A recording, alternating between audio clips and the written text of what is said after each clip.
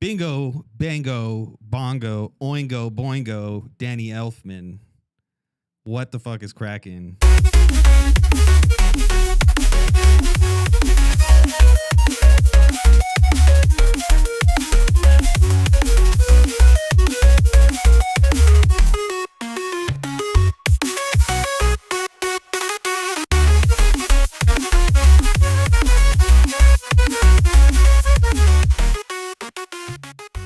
What's happening, everybody? Welcome back to another fantastic episode of the Nancecast, where we are continuing the reading of George Bataille's The Accursed Share. I am joined by Michael Downs of The Dangerous Maybe and Sean Middlestat of No Future. We're here. We're hanging out. We're shooting the shit.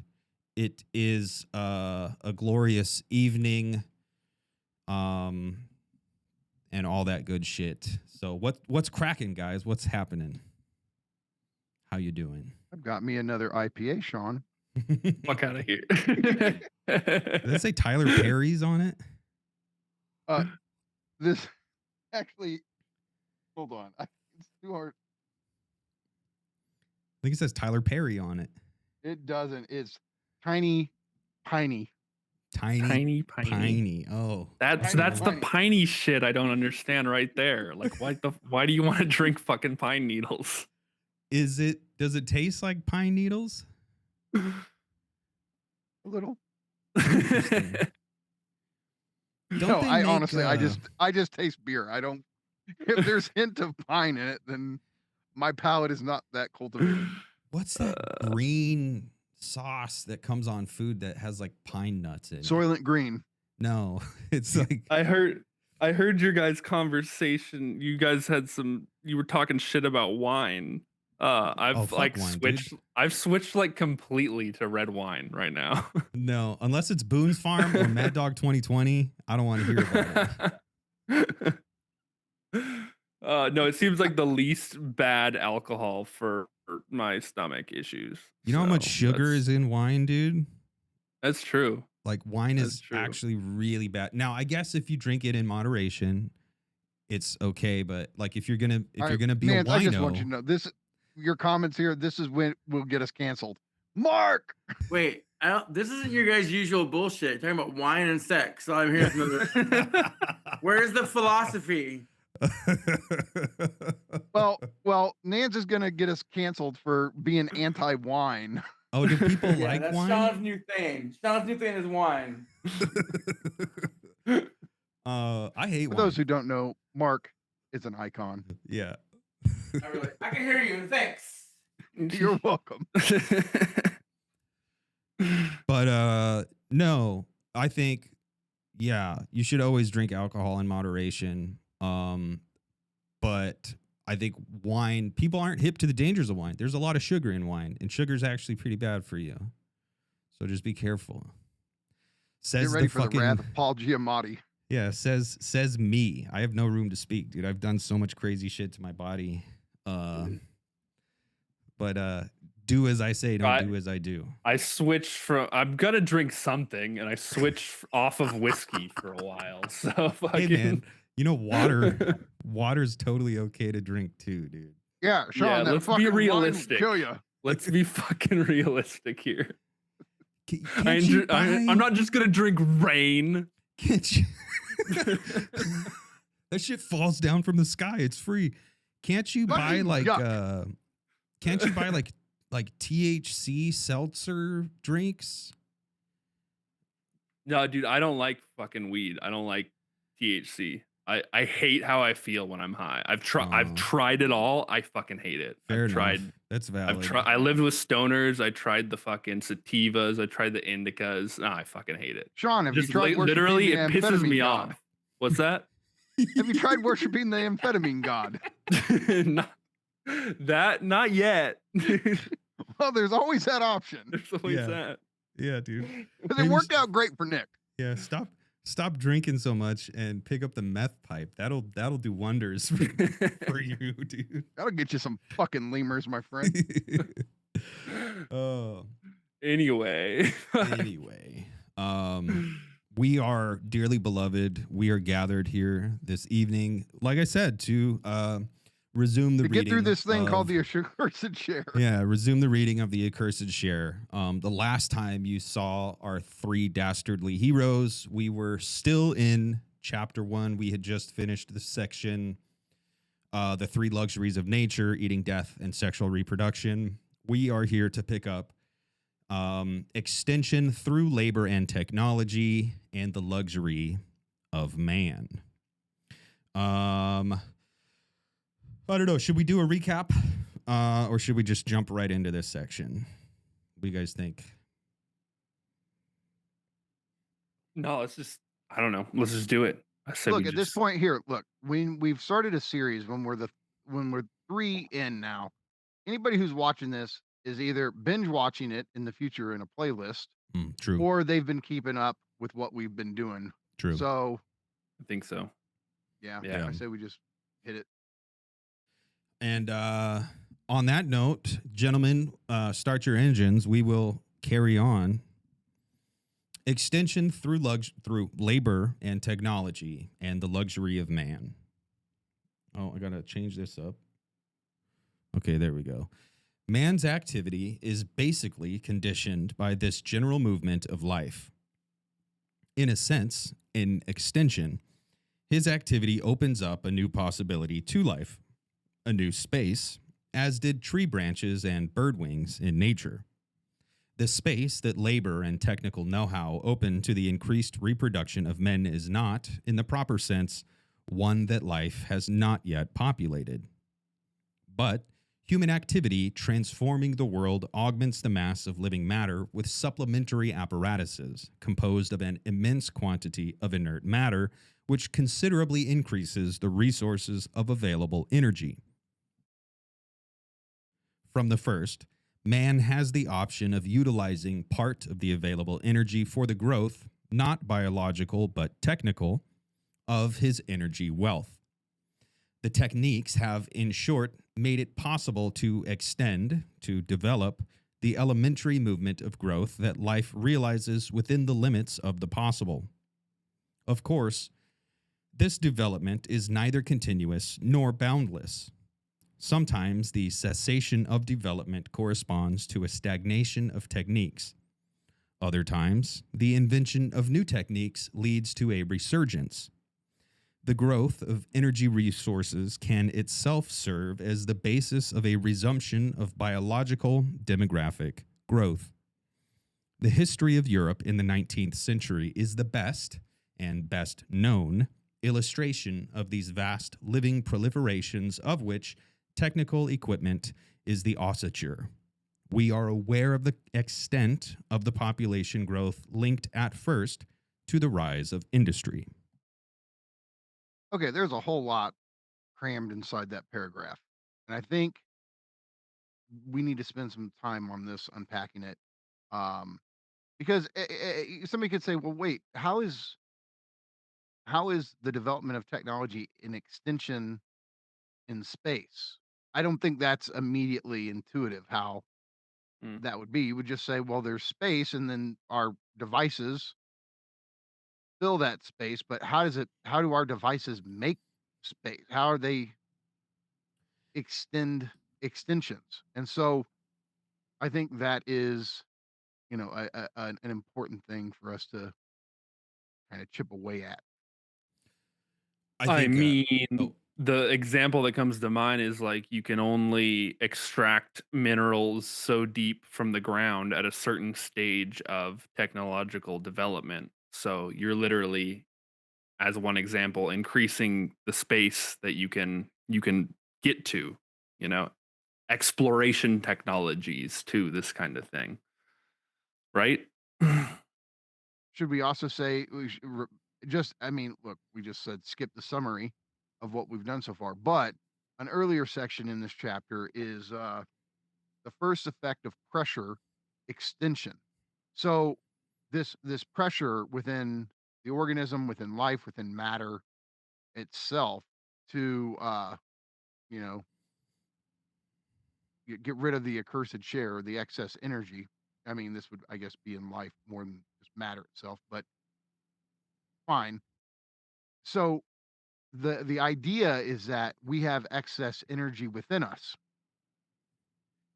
Putting that excess energy to work in making new technologies opens up a space for it's an outlet for this excess energy. And Yeah. I think that's what he's getting at with talking about this type of extension in space.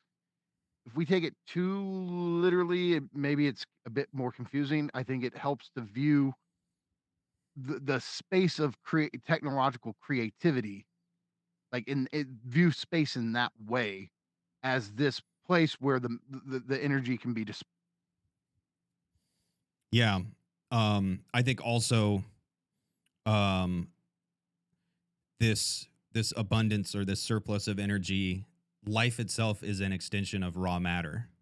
So already, Right. like these energetic functions, this metabolism is happening at the level of raw matter. So life per se, or life as such, is That's already, really a great point. yeah, it's already an extension.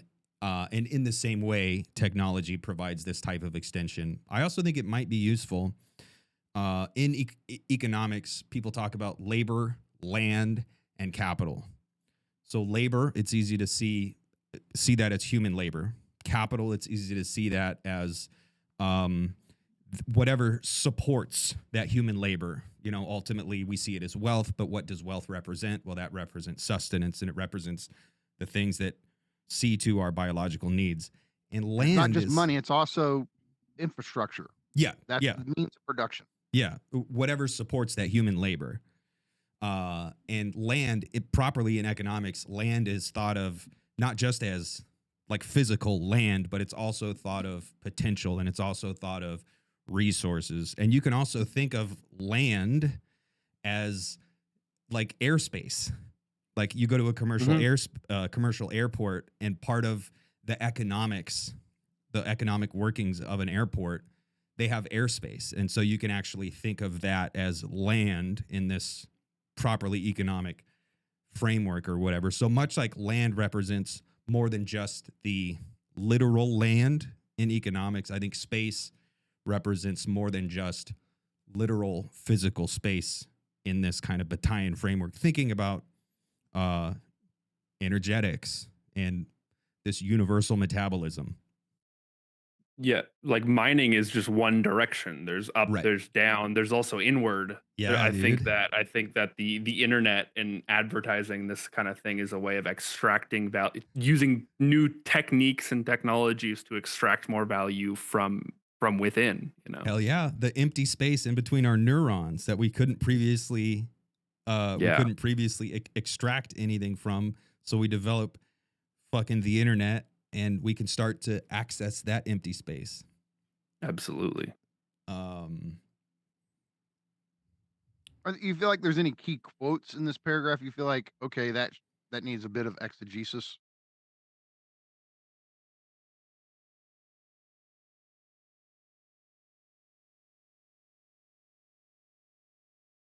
I think. Do you feel? Oh, go ahead, Nance. I think the history of Europe in the 19th century is the best known illustration of these vast living proliferations, of which technical equipment is the ossature, or the skeleton that kind of emerges from it. I think that is important. First of all, he's saying is the best, and then in the parentheses he's saying and best known. I think it's important to note Bataille is a French guy from the 20th century, so he is thinking about modernity. So he's very much thinking about what led up to the 20th century, and what led up to ultimately the world wars, as he sees them as this kind of necessary endpoint of all the growth, the Industrial Revolution, and the rapid capitalization of everything. Yeah, we are aware the extent of population growth linked to the rise of industry. So like this extension is also like temporally extending humans. Like we did grow from, villages and small city states into this like global kind of amoeba that sits atop the surface of the planet. And that did happen around the turn of the 20th century. And that is because we rapidly industrialized. Yeah. When we think of New York or Shanghai without industrialization, no. Ooh. And so also just, yeah, and the way that modern technologies, I mean, our life expectancies are much greater. I mean, compared to somebody 150 years ago, yeah, we have much greater life expectancy. So Shout out dental we're hygiene. also, this extension is also in time as well. Yep. Mm-hmm.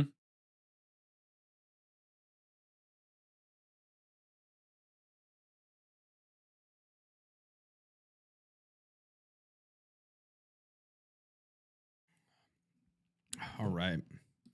In actual fact, the quantitative relations of population and tool making, and in general, the conditions of economic development in history, are subject to so many interferences that it is always difficult to determine their exact distribution. In any case, I cannot incorporate detailed analyses into an overall survey that seems the only way of outlining the vast movement which animates the Earth. But the recent decline in demographic growth by itself reveals the complexity of the effects. The fact is that the revivals of development that are due to human activity, that are made possible or maintained by new techniques, always have a double effect. Initially, they use a portion of the surplus energy, but then they produce a larger and larger surplus.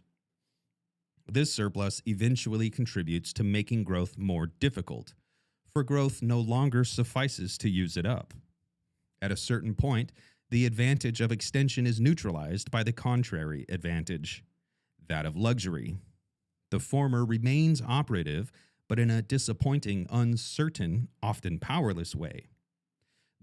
The drop in the demographic curves is perhaps the first indicator of the change of sign that has occurred. Henceforth, what matters primarily is no longer to develop the productive forces, but to spend their products sumptuously.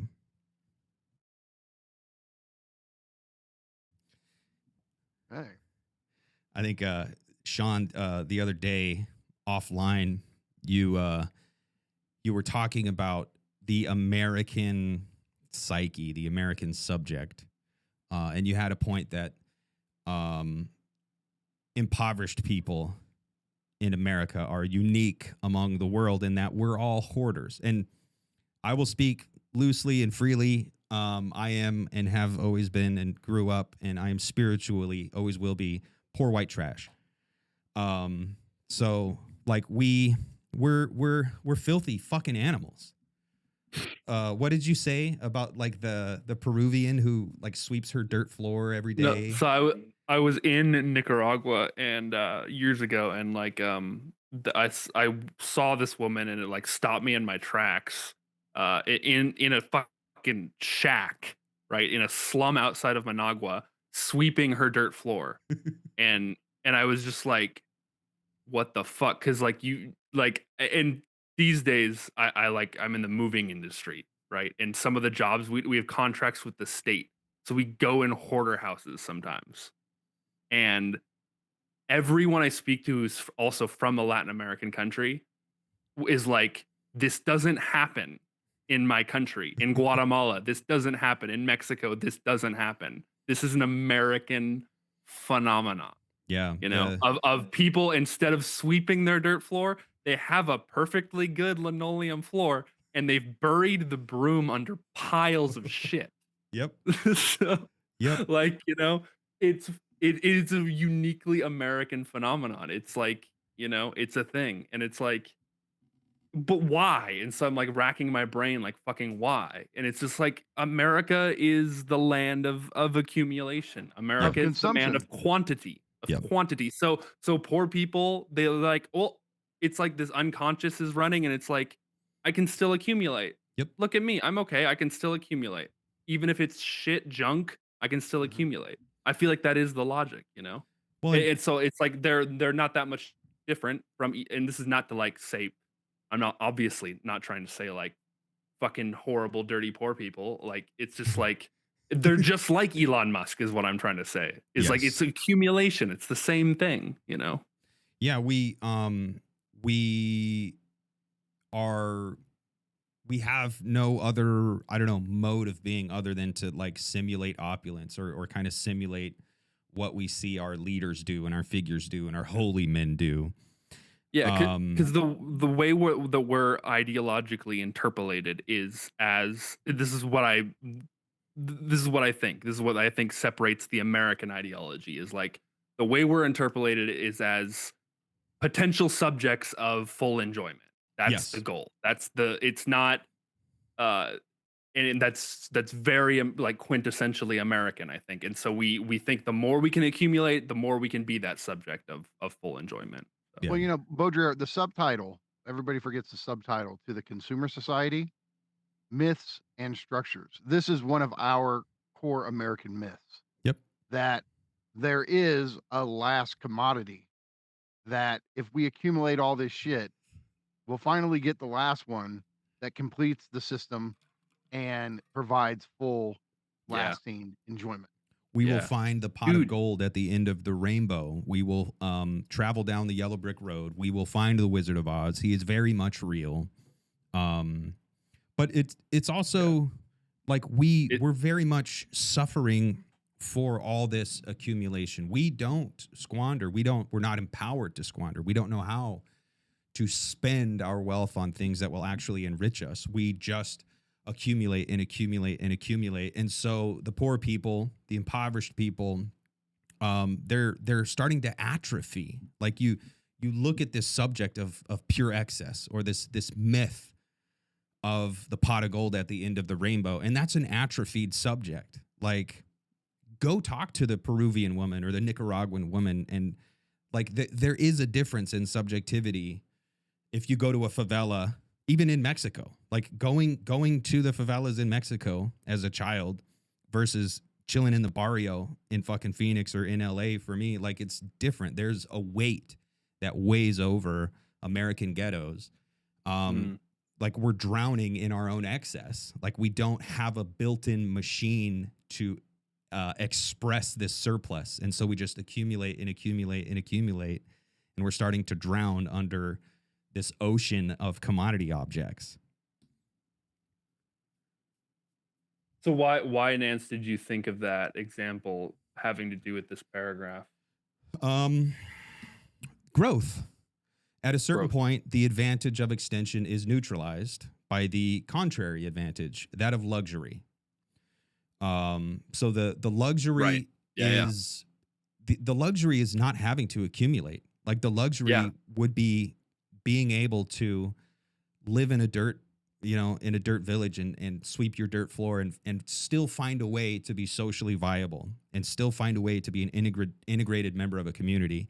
We don't have that luxury in America. I mean, we do. I'm obviously being hyperbolic, but at the same time, like, at the level of the general American subject, we are commanded to accumulate, and we tie our sense of self and our self-worth to our ability to accumulate. Like, we have onboarded the first part of this equation: grow, accumulate, but we cannot reckon with the necessity of expenditure. So we are denied the luxury. But the thing is, eventually we are squandered. Like, eventually we do die. And things like gang violence and things like drug addiction and things like domestic violence and things like explosive moments of social unrest, like, that's how the system manages this surplus that I'm accumulating behind me with books and Legos and cameras and camera lenses and skateboards, and like all this bullshit is subjective energy that could otherwise be spent in a more constructive pro-social way. Notice we're contrasting here, and Bataille is contrasting here accumulation with luxury. They're opposites. It's not the same, right? Yeah. So Well, it's like go ahead, Mikey. No, I was just gonna say, luxury to me, part of what I think he's getting at here, because it's not exactly clear, but the super rich are in luxury because they stop accumulating in a sense, and they go minimalist with their wardrobes, with they're the ones who sure, there are images of filthy rich people with yachts and all the lifestyles of the rich and shameless. But no, a lot of rich people go very minimalist with how they live and all of this because going into, minimalism in this sense is the greatest indicator of luxury. I don't have to grow. I don't have to accumulate anymore.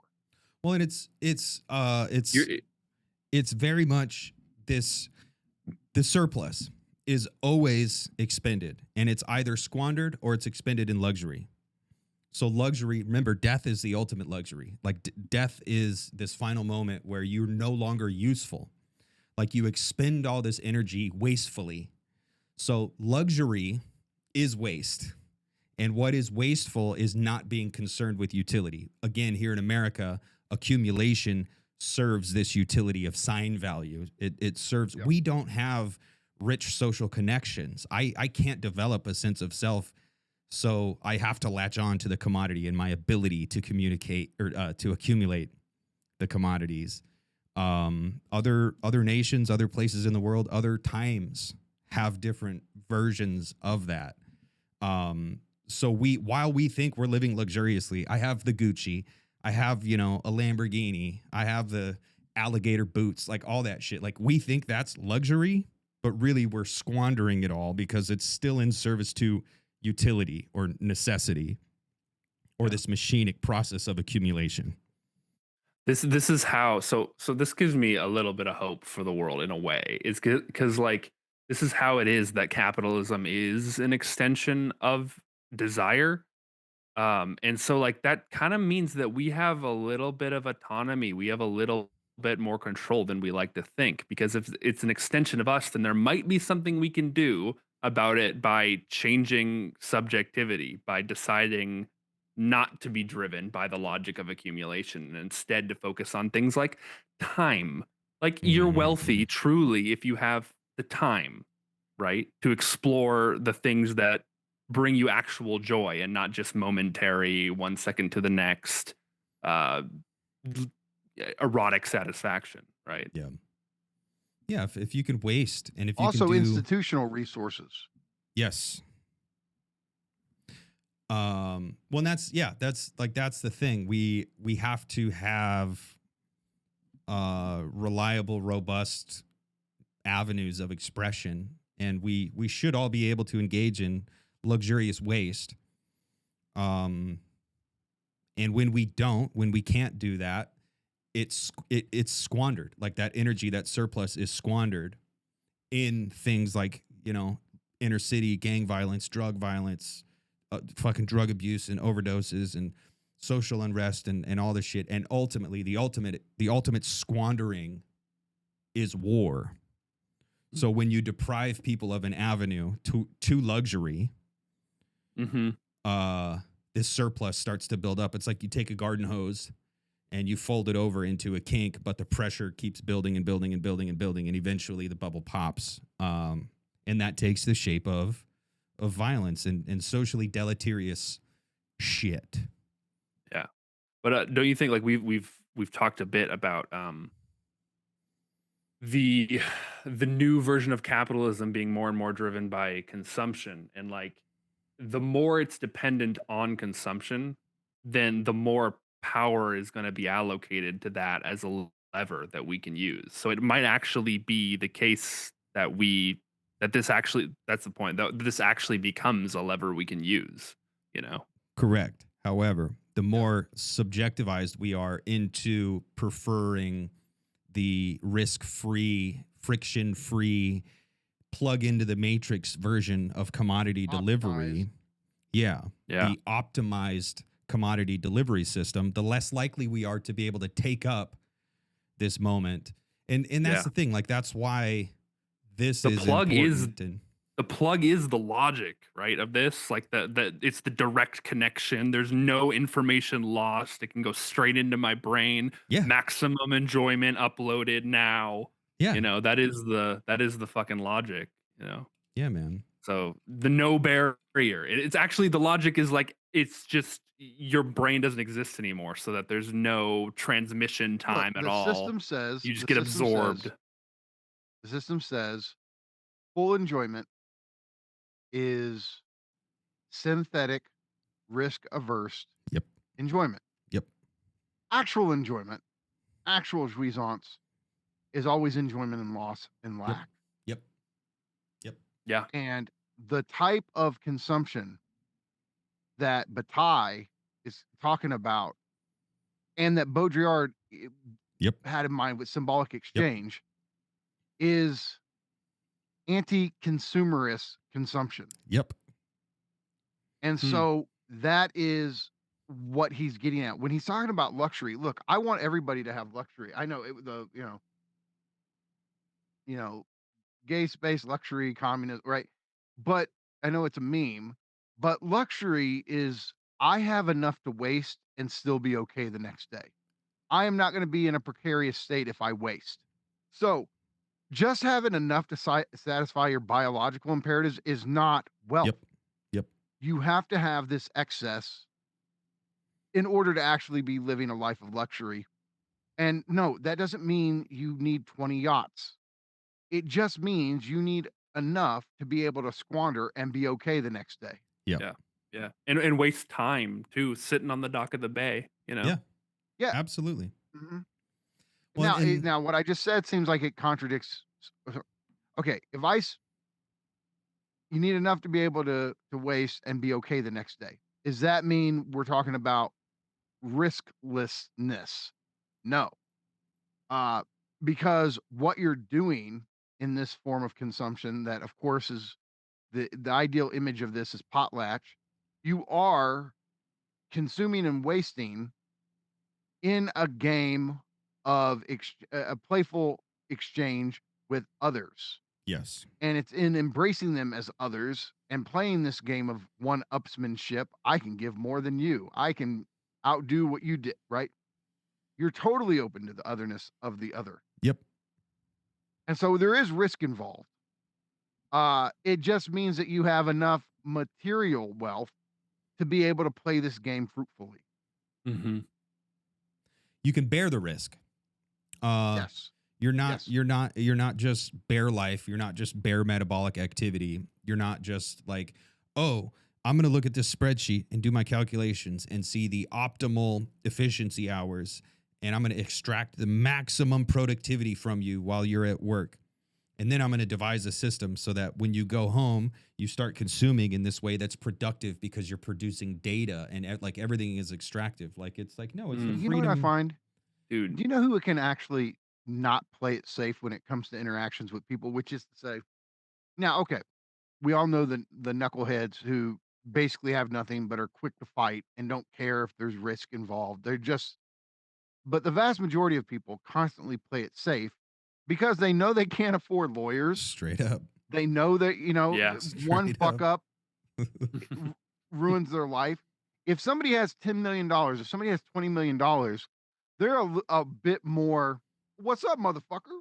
Yeah. Because if it comes down to it, they can pay legal fees. And it sounds funny, but really, it's almost a measure of luxury. Can you pay legal fees without it being a problem? Medical bills. Medical bills and legal fees. Yeah, that's a huge hindrance. But those are kind of measures to have in mind. Yep. At this lawyers, point, guns, and money. Yeah. Dad, get me out of this. At this point, immense squanderings are about to take place. So once again, when we're deprived of the luxury of self-directed waste, at this point, immense squanderings are about to take place. After a century of populating and of industrial peace, the temporary limit of development being encountered, the two world wars organized the greatest orgies of wealth and of human beings that history has recorded. Yet these orgies coincide with an appreciable rise in the general standard of living. The majority of the population benefits from more and more unproductive services. Work is reduced and wages are increased overall. Thus, man is work only... is reduced and wages are increased overall. I mean, okay, but no, not now. And so, well, yeah, that's Dude, we fucking gave up on that shit. We gave up on reducing the working day. yes, Very much voluntarily. Like there's a fucking insane the workers at Kellogg's factory during the Great Depression, they cut the working hours so that you could employ more people. And this was done with the consent of all of the workforce, right? Everyone was on board. After the Great Depression and the World War II ended, they decided, no, we're going to go back to full time, even though everyone knew that nobody needed to do that. But the workers decided themselves, I want to go back to full time so that I can buy shit. Yeah. We made a conscious decision to go back to work full time so that what we they can should buy have said shit. is, I want to keep my hours and I still want to buy more shit. So more money for the hours I do work. Yeah. But the legal system, Like, you know what? Okay, hold on. You know, it pisses me. Like, I was at a like your typical kind of liberal progressive coffee shop the other day, because Nance knows I'm on the hunt for a new coffee shop to call home. And I walk in and they have this sign and they're like, "We take pride in paying our workers a livable wage." Now, most people would go, "Oh," and you know what I say? Transparency. What's the wage? As a customer, as a consumer, I want to. Don't tell me you do it. What do you start people off at per hour? Put it on the fucking wall. Let me know, because if you say what's a livable wage, that's vague to me. How do you define it? Yep. I define it as $87 an hour. Is that the livable wage you're paying your employees? I bet not. Oh, well, you're being okay. $52 an hour. Oh, you're not? $43 an hour? If wages had kept up with an inflation, that would be fucking It would be up where we're talking. Yeah. Oh, so what's your livable wage? $18 an hour? Whoop-de fucking do. What, $20 an hour? Whoop-de fucking do. Yeah, dude. And so it's just, I almost am like, I have this idea. I think we as consumers and customers need to fight the battle for the workers themselves because they can't do it. It's too precarious. Can you imagine if the half of the customers at a coffee shop demanded to know if the workers were really being paid a living wage? What are you actually paying them? This is our business. It's not your private capitalist business. We've just made it our business. What are they being paid? We're not going to fucking consume here if we don't know. And if it's not high enough, we're out. Like, there's this power on the consumer side to help our fellow workers fight the battle that they can't fight themselves. And if you organize consumers in this way to say, no, we'll just boycott your fucking coffee shop until you raise, we'll fight. You guys don't have to do it. We know how hard and they'll find ways to get rid of you. We'll do it. So what's the livable wage? Yeah. And no, I think it's like, why is it? You notice how fucking, you want to talk about something that's just constantly secret, how much people get paid. Yep. No, let's bring that shit out in the open. Let's make it every single job I've ever had, I've always, like, the boss is like, okay, I'm going to give you a little raise. Don't let anyone know.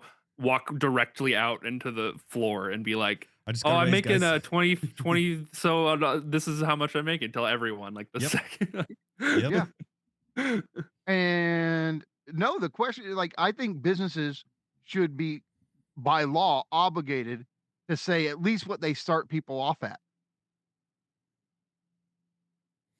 Yeah. And so again, this is kind of a side rant, but it just pisses me off because they'll sit there and go, oh, pat on our backs because we say we pay. I don't buy that shit from you. Yeah. What are we talking about here? That's sign value. Yep. Those are empty, free-floating signs. What's the real material conditions they're living in? What's the real wage? Oh, you're not going to plaster that on the fucking wall, are you? Well, if you're not going to plaster it on the fucking wall, you're not paying them a livable fucking wage. Well, and I think that, that would be a far more interesting conversation to have in terms of organizing than just the same old labor organizing shit that always seems to devolve into, I don't know, like the labor movement here in America doesn't seem to have very many teeth. And shout out to the people who are keeping the dream alive, but also, people should think about new modes and methods of organizing as we move into the future, for sure. Okay, hold on, because I kind of side ranted there. What would we say is the key takeaway here? Did we even finish I don't think we even finished the paragraph. Yeah, we did. We got to work is reduced to wages. Yeah. Work is reduced we did. and wages You're are right. increased overall. Yeah, you're right. We did. Okay. So that's just, again, like the historical note, like he's writing in the wake of the world wars. And at that time, it was true that these were upward trends. Work hours were going down, wages were increasing, standards of living were increasing. Nevertheless, we saw world wars explode because we had this dual problem of growth and this accumulation of the surplus, and we didn't properly deal with the surplus. So the people were not allowed luxury. Yes, standards of living were increasing, work hours were decreasing, wages were increasing. These are true. But the people in general were still not allowed the luxury of uselessness or waste on their own terms. And so all this surplus was squandered, and that took the shape of the world wars. And so he's using this historical moment to kind of illustrate how this logic plays out. Again, going all the way back to raw matter, and then life as an extension of raw matter, and then man as an extension of life, and then technology and industrialization as an extension of man. There's this buildup. There's this energetic surplus that life can express. Life does by way of death, growth, reproduction, sex, death. But man doesn't do that. We extend ourselves by technology, and so we temporally extend ourselves, and we present this problem of this accursed share building up that we have to deal with. It's interesting he uses the McLuhanite term of extension. Yep, right? Yeah. We have to destroy the Protestant work ethic, not from the perspective of like the therapeutic individual. We need you to be happy and healthy. You should take care of yourself, blah, blah, blah. No, we need to destroy the Protestant work ethic from the perspective of society's continued existence, of the human species going on. Like, that's why we need to destroy that shit, Also, in the name of drive, in the name of symbolic exchange. Yeah. The name of like whatever the fuck being a human means, if it means anything, So this paragraph, though, could you say that what he's basically saying between the lines is like the history of humanity is the history of this economic extension? The history of modernity, definitely. The history of capitalism, definitely, is this story of extension and accumulation. Definitely. I wouldn't go so far as to say that this is the same history for pre-modern societies, because they deal with it in a different way. Okay, yeah. That's good. Mm-hmm. Thus, man is good. Man is only a roundabout, subsidiary response to the problem of growth. Doubtless, through labor and technique, he has made possible an extension of growth beyond the given limits. But just as the herbivore relative to the plant and the carnivore relative to the herbivore is a luxury, man is the most suited of all living beings to consume intensely, sumptuously, the excess energy offered up by the pressure of life to conflagrations befitting the solar origins of its movement. Hell of a sentence. Yeah, man. So he's saying humankind is the best location in the biosphere to waste and expend excess energy, but this goes against the principles of economics. Exactly. Of capital, of modernity, of the Utility. Protestant work ethic, of utility, like all this stuff. He's saying we're putting ourselves in a bind here. And the world wars were a necessary consequence of that. And I mean, it seems to be the case that we are once again living in interesting times. And this logic hasn't really gone away. And in fact, I think this logic of utility, and even in joy, right? We're talking about the superego, capital as superego. Todd McGowan's Pure Excess. I think it is perfectly in line with capital being this machine that doesn't allow us the luxury of waste on our own terms, or symbolic exchange, or put it simply, uselessness. Like, we are always operationalized. We are always instrumentalized. You're working, you're consuming, we're prosumers now. Like, there is no distinction. Going back to work hours decreasing steadily, and how there's been this weird inversion where people seem to be always working. Like, you take your work home with you, you get emails, you get phone calls, you have a side hustle, you fucking have a gig, you do Uber, DoorDash, one of these things. And everyone's guilty of not watching enough TV shows. Everyone's always like, "Oh man, I fucked up. I haven't got to the couch job to go get to the grindstone and watch the shows." Yeah. You know? Yep. Well, and that itself is productive, because you're paying rent to Netflix, and you're also generating data for Netflix. Like, so watching the TV show, it's productive of sign value, so you can have the conversation with the homies at the water cooler. Like, yeah, I watched Pluribus, which, by the way, I finally finished it. It's pretty good. We'll talk about it later, I'm sure. But you're also generating data.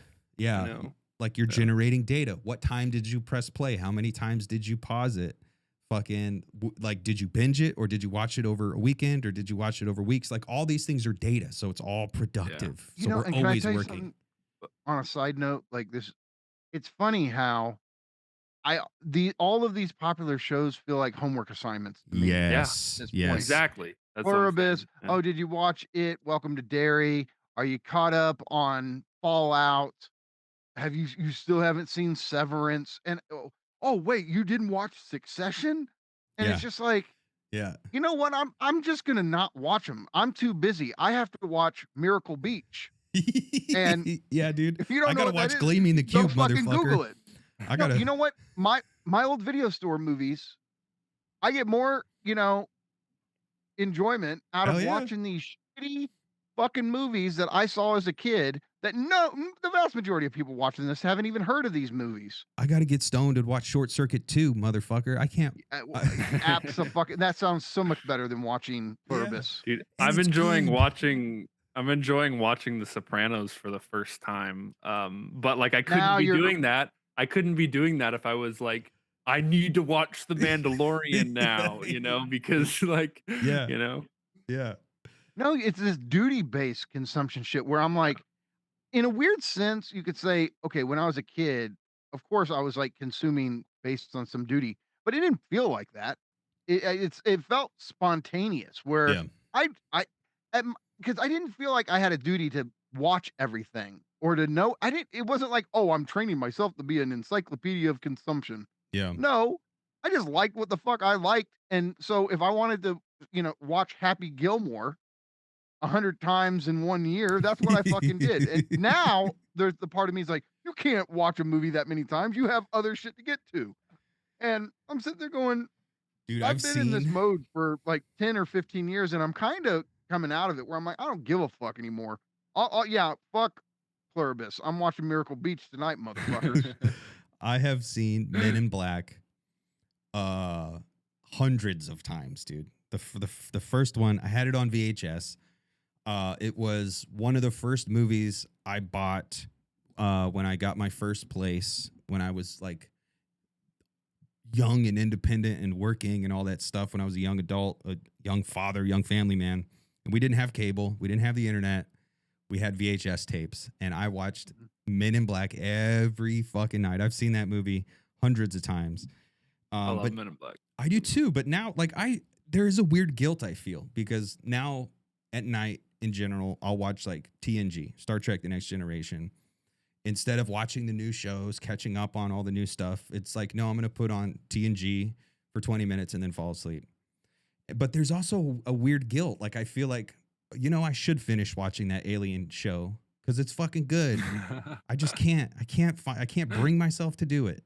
Dude, if you don't want to, then like don't. Good. Yeah. A lot of them are good. Do they make? And I'm to the point where I'm like, no, I want to watch the shit that I just spontaneously want to watch. Yeah. Yeah, so I want to watch Ferris Bueller for the 378th time. Yep. Yes, thank you. The Pluribus show feels like, I should watch that because it's like there's so many things theoretically that it would like fit with, but I'm like, I just don't care right now. It was good, but it's nothing to write home about. I finished it. All right. And I'm like, well, thank you for absolving me of my guilt then. But I wanted to say about this paragraph, though. I wanted to say, like, the last sentence. I just feel like he's saying that it's really fucking reasonable to worship the sun, like, very contrary to like this, where like those pre-modern people are stupid, backwards, like sun goblins. No, it's like actually worshiping the sun makes a lot of fucking sense because he says. Where should I start? The whole thing? Yeah, I'll just read the whole sentence again. Yeah. It's a long ass sentence. Fuck. It goes all the way back to doubtless. Doubtless through. Is that the whole sentence? No, but just as the herbivore. Oh, there it is. I was missing that period. Okay. But just as the herbivore relative to the plant and the carnivore relative to the herbivore is a luxury, man is the most suited of all living beings to consume intensely, sumptuously, the excess energy offered up by the pressure of life to conflagration, benefiting the solar origins of its movement. It's a great fucking sentence. Yeah. Well, and okay, reword it in your own words, Sean. Yeah. Like what would the Sean Middlestat version of this be articulated? It's cool. It's like we are all worshiping the sun god is how I would paraphrase it. Like no matter what, you are worshiping the sun. Like everyone and everything on life is paying homage to the sun. Because even if you don't have a first person belief in it, how you are behaving is acting in accordance with the sun. What's that line from that movie? I don't believe in God. Oh, but he believes in you. Mm-hmm. Is that the sun believes in you. Yeah. I think it's interesting thinking about capitalism as this system that believes we can indefinitely store and hoard utility. Ultimately, that's what wealth is viewed as this hoarding of utility. Or batteries, dude. It's the Matrix. Yeah, no, very much so. But like capitalism is this like perverse disavowal of the sun, of the like these laws of energetics, like the iron laws of raw matter. The explicit principles of capital. Yeah. Where it's accumulate, save up, hoard your wealth indefinitely, hoard your utility indefinitely. Yeah. Whereas no, this like we should be consuming intensely and sumptuously this excess energy because it's there. And like it's actually wearing down on us, and it's actually bearing down on our souls, and it's becoming a toxic force in society that expresses itself once again in social dismay and social ills, social unrest, and ultimately as war. When your entire life is in service to utility and you never get to express your own surplus, that surplus builds up and becomes this metastatic, toxic, cancerous tumor that ultimately kills you. And you don't. I think you're right that it is the end state of this is war. But I also think it's like it's total war, it's excess war. Like I think that there is a style of long forgotten warfare that is like ebullient, that is very much like strutting. It's this very much like, no, this is where I display my virtues as a warrior on the battlefield. This is like what I Yeah, but am doing to express, but like war in the modern world, like total war is something fucking different. yeah, It's coming from a different place. Like I don't think that there's this utopian future in which we get rid of all war and violence altogether. You know what I mean? Like it will always be with us. It's just like, is it going to be something that we cannot help but let it consume society for periods of time and threaten the very existence of the species, yeah, Well, isn't the great existential irony that the more you try to live a life of utility, the more useless your life seems to become? yeah. I mean, that's it. Ultimately, like we are not freed up to choose how we spend our energy. Like we should be, the luxury is choosing to waste on your own terms. When you're not freed up to do that, like you are just a slave to servile use, servile utility. Like you are just a slave to utility, to this capitalist logic. And I do think I think it would be cool if we can save, ideas of like emancipation and the modern individual, the liberal individual, and like personal rights and freedoms and stuff like that, and like a general respect for life. So I do think um yeah, war, like pre-modern war versus modern war. Modern war is total war. That's this necessary thing that happens if we don't deal with this accursed share. I also do think like I think we can see that violence is a thing that it's just gonna have to happen. Violence and warfare and opulence and these like profane displays, and then we can talk about like the homogenous and the heterogeneous, and there's all these different things to it. We're never gonna have a perfect utopian world, and we shouldn't aspire to a perfect utopian world. But we can also improve. Like we don't have to wear loincloths and sacrifice each other on altars in the jungle. If we take Bataille seriously, like we don't have to go back to a pre-modern state. I don't think Bataille is advocating You for a can pre-modern spend state your life devoted to the pursuit of philosophy, for example. or Now, I passion. always talk about what we do, our drives are hooked, and we do kill ourselves. We do self-destruct in a certain way by having a passion. But that type of life affirming self-destruction to me is what defines passion. Like, and trying to functionalize ourselves perfectly or make ourselves pure objects of utility goes against this this enjoyment of the drive. So when Sartre famously says man, and he could say human, but human is a useless passion. And like a Sartrean reading of that would be something like, we're the ones who have a fundamental drive to discover our meaning verse, but ultimately we're useless. We don't have a defined meaning, and that leads to existential despair. Okay, that's like a Sartrean. I like reading it from a Lacanian Zizekian perspective, which is just simply human is a useless passion in the sense of we are jouissance fueled beings who get our meaning by undermining our meaning. Yeah. And that to me is a much better way of understanding it. But what Bataille, and this is why Bataille to me in this regard is very compatible with Lacan and Zizek. Mm-hmm. It's this idea that expending this excess is actually more fundamental to us than being nice little objects of utility or fulfilling social functions.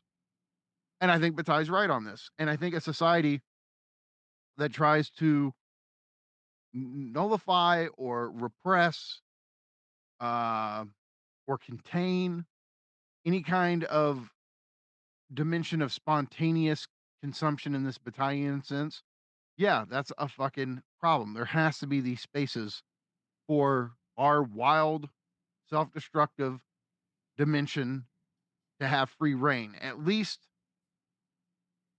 Yeah. in certain situations. Well, Yeah, and I think that there's I think that there is an element of like a kind of a sublimation in what Bataille is thinking about, and so what I've been thinking about a lot recently is that trying to bring together this excess, this lack with other ideas is that like I think there are more or less harmonious ways to waste. There are more or less harmonious ways to be inharmonious, essentially.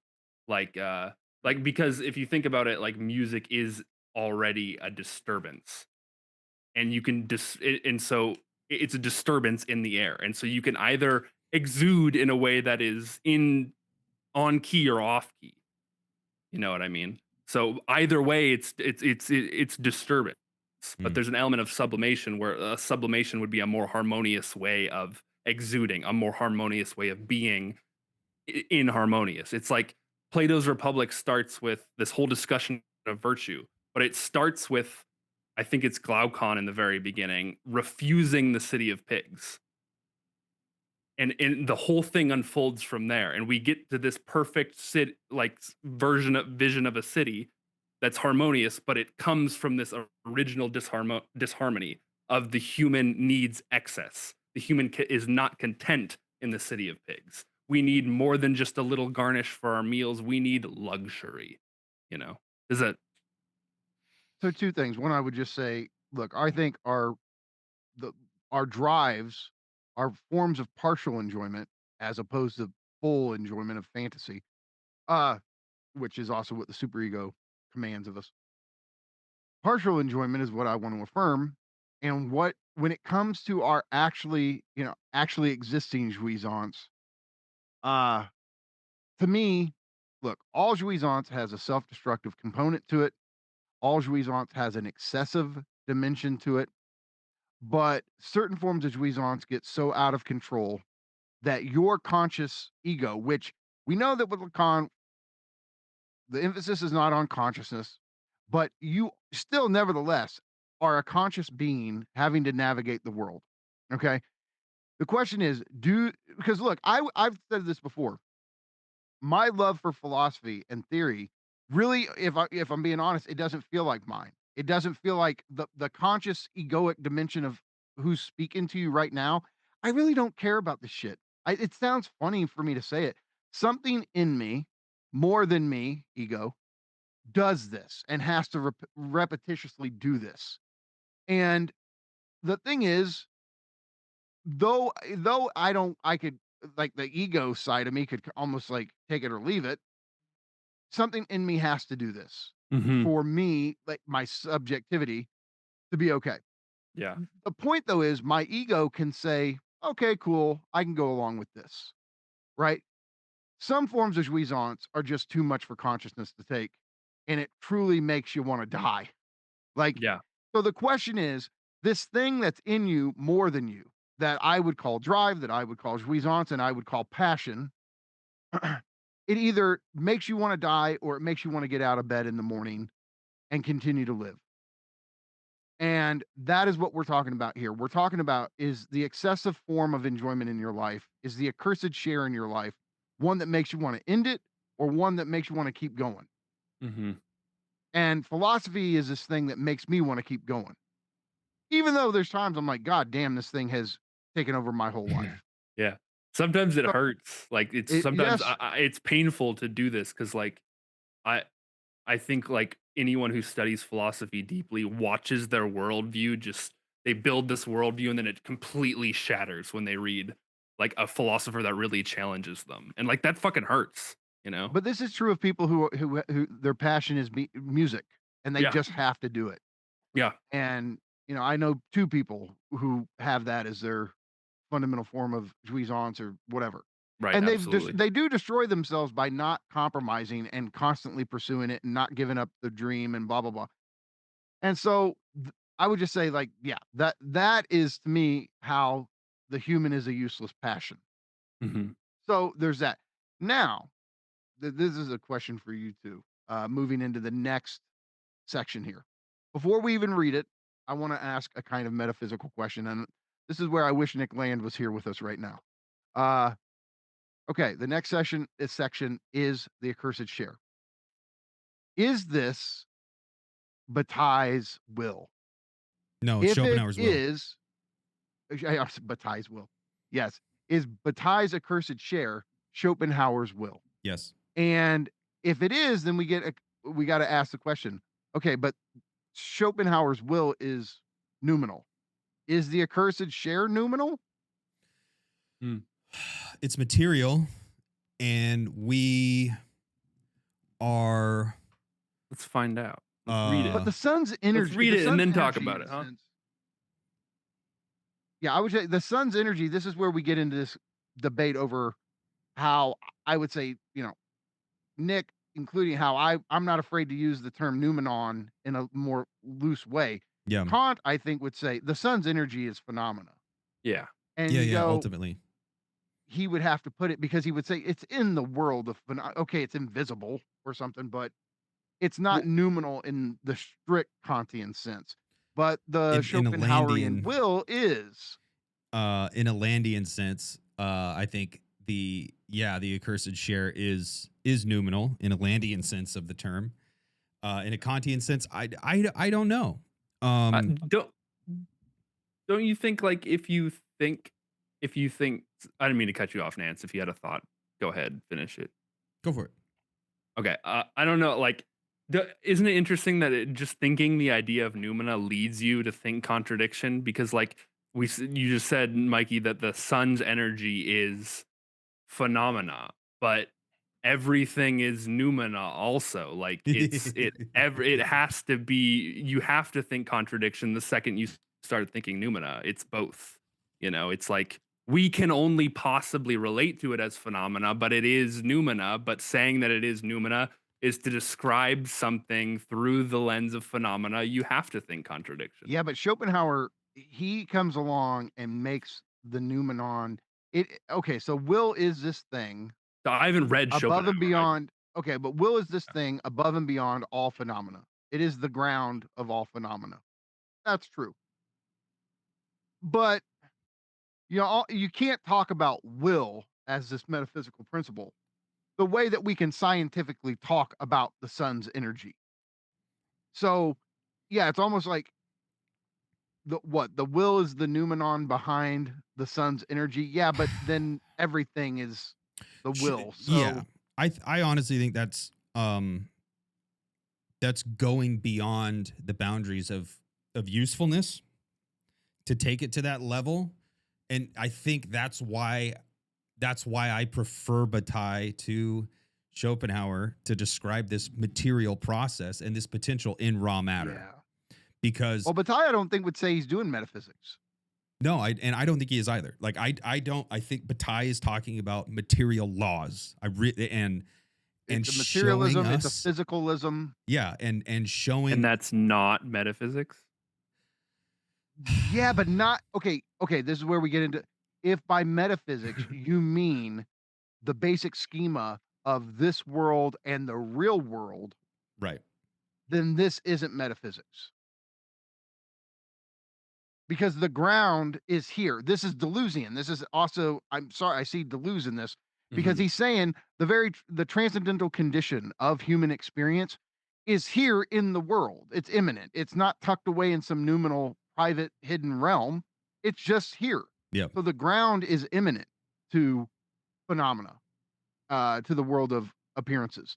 And so, yeah, and that's, I mean, that even gets interesting if you want to talk about will, and then you want to go ahead and talk about representation, and then you want to go ahead and talk about simulation and illusion, and material reality versus symbolic reality. And these are, I mean, this is where we are. These are the questions we're sitting with and reckoning with. But I also do think it is useful to kind of cut through all that and just say, this is why I like Bataille, because Bataille is describing a material process. And it is what develops into libidinal materialism. So yes, it goes by way of Deleuze, by way of Nick Land, and also all these AI theorists now who have this definition of intelligence. Intelligence is the ability to act effectively in the world, or the ability to accomplish a goal within an environment, or competence at playing games, whatever. Like all Didn't you this. say it's the ability to expend the surplus, No. to find a way to extend it. Extension. It's the extension, the expenditure. And that's the thing, man. Like the expenditure is a necessary thing that follows on. And we as subjects, it's going to happen one way or another. Right. And we as subjects, like the moment of freedom from reading Bataille, the moment you get is that you realize the subject can choose how to spend, how, where, when, and why to engage in this expenditure. Are we going to squander it on war and social dismay and social bullshit? Or are we going to expend it luxuriously in opulence? Am I going to buy a gold alligator statue? Like we have the choice. So that's our moment of freedom. We finally have the ability to control what happens with our energy, with our metabolic energy, because we have a symbolic world that sits on top of the material world. A tree, a rock, a tyrannosaurus, a computer, none of these things can choose how to expend. They eventually are caught up by this expenditure. Yeah. But extension is so the extension itself, it as part of the Accursed Share, is Schopenhauer's Creative will. extension. It's and creative extension is what we do. Idiotic extension is what the universe does. So it's the idiotic extension is what is Schopenhauer's will. And so creative extension could be one way of talking about intelligence, material intelligence. Yeah. Yeah. Or creative expenditure. Like because we get to choose and this and that. But no, I yes. When you're talking about the Accursed Share, you are also talking about Schopenhauer's will. It's just interesting for him. He's a little bit, I mean, representation in a sense was even a problem for Schopenhauer, and it certainly is for Deleuze and Baudrillard. It's interesting. It doesn't seem to be a problem for him. It's because he's not doing that. Like he's doing a material accounting of the world we live really in. Doing, I mean, I say this, I don't say this dismissively. He's not doing philosophy the way that everybody we just named was doing it. He's this kind of anomaly. Yeah. In this whole thing. Wait, I want to isn't he that's why I want to say he's doing a metaphysics. He is doing metaphysics. It's because he's not hung up on. He thinks he is, maybe. I mean, I think he is, because I think he's not hung up on like, oh, but do we know?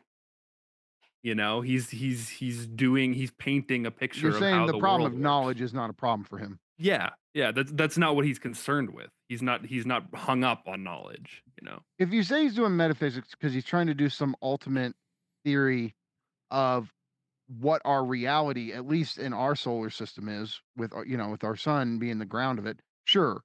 It's not metaphysics in this Aristotelian, Kantian sense, of let's put it like this. I don't think the difference between appearances and things in themselves is even a distinction he's really operating with right here.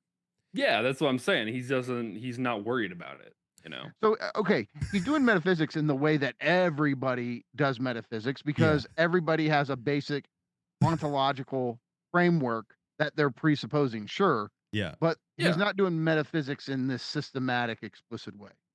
Right. Yeah, I guess there's a million different ways to think about the term metaphysics. It's just like endless, but like, because it's a dirty word for a lot of people too. Yeah. Which it isn't for me, I should just say. To me, it's just like worldview.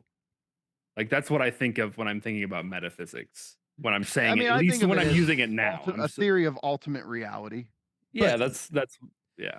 I think that for me, why I say no, he's not, is because he's not concerned with ultimate reality versus symbolic or representative reality. Like he's like none of that matters. Like he's doing a He's really purely just concerned with material terrestrial reality. Well, I think he talks. This is a cosmic law. Like this happens at Okay. like it's not just in our solar system. Like this does happen at the level of the cosmos, like gravity and like gravitic acceleration. Like these are all laws that have to do with energetics.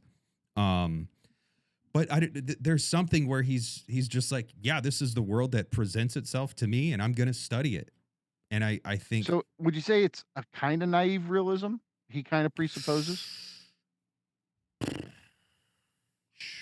Well, I mean, I like I think he's I mean, it's like pseudo problems with Heidegger. It's like, why are you so hung up on all that shit? Like, Yeah. can we know? Like, Yeah. why are you worried about all that shit? No, yeah, It's he just is. like, He's like, I don't give a shit, yeah. homie.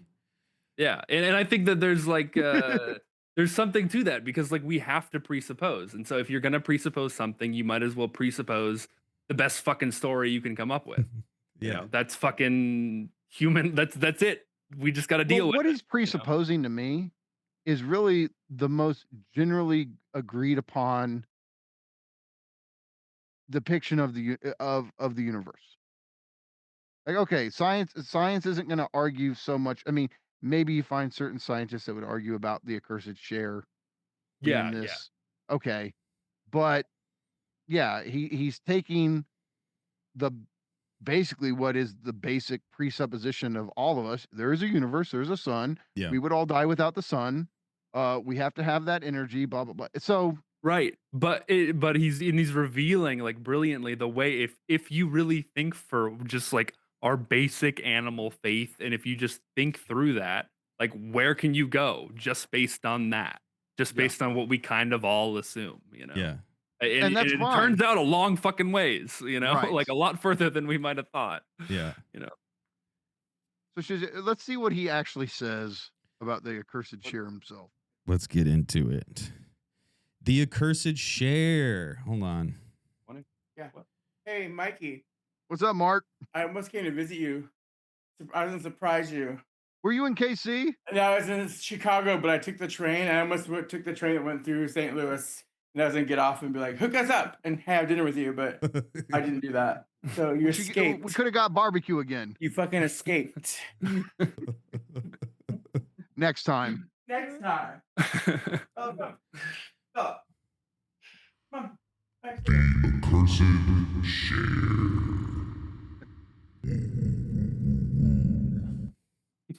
The truth is paradoxical to the extent of being exactly contrary to the usual perception. This paradoxical character is understood by the fact that, even at the highest point of exuberance, its significance is still veiled. Under present conditions, everything conspires to obscure the basic movement that tends to restore wealth to its function, to gift giving, to squandering without reciprocation. On the one hand, mechanized warfare, producing its ravages, characterizes this movement as something alien, hostile to human will. On the other hand, the raising of the standard of living is in no way represented as a requirement of luxury. The movement that demands it is even a protest against the luxury of the great fortunes, thus the demand made in the name of justice. Without having anything against justice, obviously, one may be allowed to point out that here the world conceals the profound truth of its contrary, which is precisely freedom. Under the mask of justice, it is true that general freedom takes on the lackluster and neutral appearance of existence subjected to the necessities. If anything, it is a narrowing of limits to what is most just.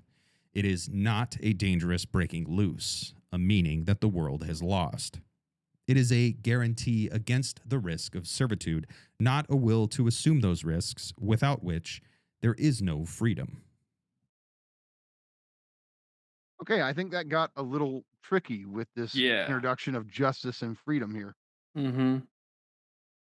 That's important as fuck too, because I'm immediately going. I got so much Plato on the brain right now. I'm immediately going to Plato and justice, but I'm gonna need to think about it for a second.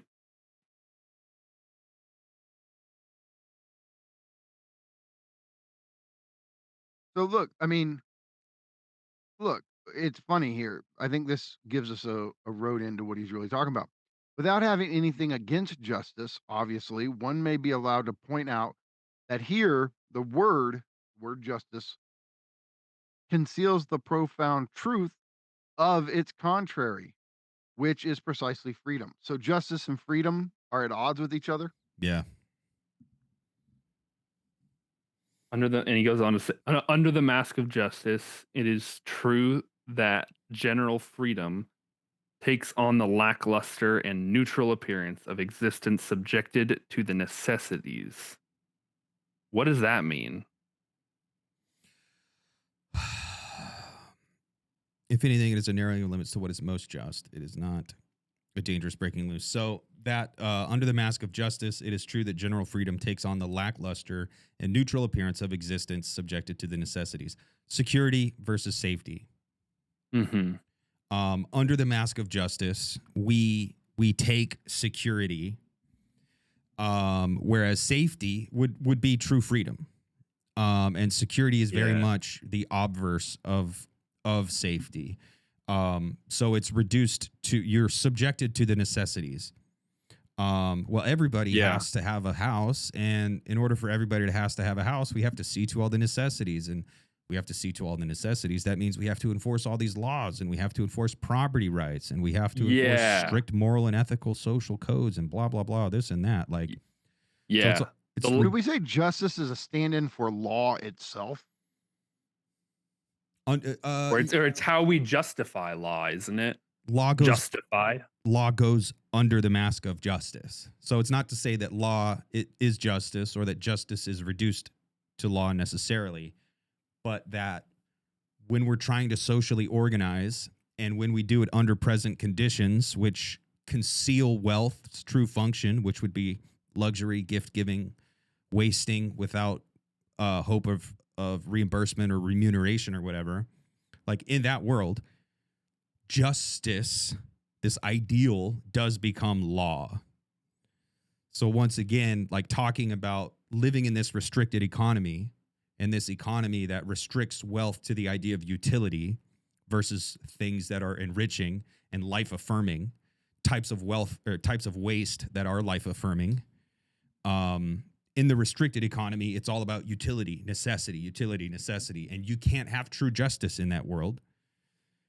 But law flies under the color of justice. Law puts on the mask of justice and convinces us all to sacrifice our freedom in the name of justice, or to give up on the idea of safety so that we can all have security.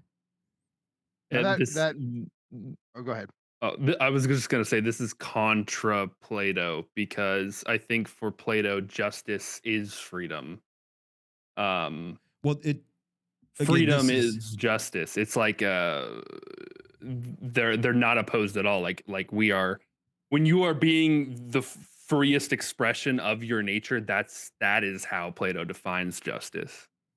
So that's just interesting to me that this is taking them as opposed, which I think is the restricted more like economy. how we normally think. The restricted economy opposes them necessarily. Oh, okay, yeah. I think you're right. Yeah. Under present conditions, again, like in the restricted economy, there is this necessary contradiction. So look, to me, it's like, if I put it in Lacanian terms, the symbolic law, it does make us sacrifice our freedom to enjoy, our freedom to have jouissance however we want, whenever we want, in that sense, right? And so it seems like the imposition of the law is a crime against our freedom. Yeah. Fine. But the imposition of this law is done in the name of justice. And here I'll just say, justice to me in this sense would be doing right to the integrity of the other. Like, you have to, justice means having to take the other into account. Yeah, I think justice. Is it having to take survival into account in this context? Well, do you know what I mean? Yeah, like subjected to the necessities, survival. Like, so survival is this thing that we must do. The necessities come from the need to survive. When we exist in this restricted economy, survival becomes this necessity that forces the idea of justice to be opposed to the idea of freedom. Yeah, that part. Like, yeah, what you're saying there, I think, is everything, Nance. That you're saying that it's like the economy, the world that we live in has divided, separated justice and freedom. Whereas, like, if we ask what justice is, we might find out that justice and freedom are actually, they're not supposed to be separated. What the world has done is separated them. Yeah. But he's also talking about people who have amassed great wealth. So if we go back up, he says, yeah. On the other hand, the raising of the standard of living is in no way represented as a requirement of luxury. The movement that demands it is even a protest against the luxury of the great fortunes. Thus, the demand made in the name of, is it like the demand for redistribution? Fair? Yeah, absolutely. That's what he's talking about, I think. I feel like it's, I was it's sitting there socialism. going too metaphysical with justice, and I'm going, oh, it's like, yeah. He's talking about like, no, it's redistribution of wealth. Yeah, like under present conditions, like talking about in the world we live in today, which is a restricted economy, these things are incompatible with one another. And like, if you want to abstract, like, I think justice, freedom, they're just different ways to talk about the ethical.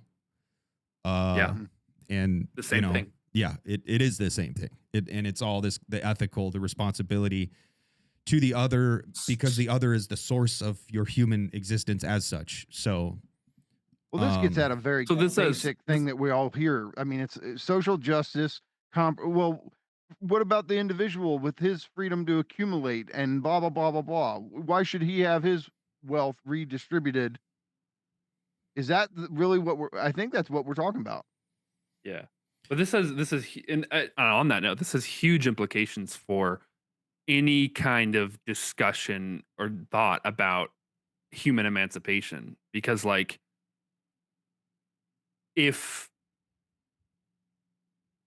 are we really putting ourselves on the road to the opposite of that if we're focused on justice as defined by the society we live in now? Are we really just regressing, going backward, putting ourselves in a dead end, a cul-de-sac, Like, I want a piece of the pie. Do I want a piece of the pie of accumulation, or do I want a piece of the pie of freedom?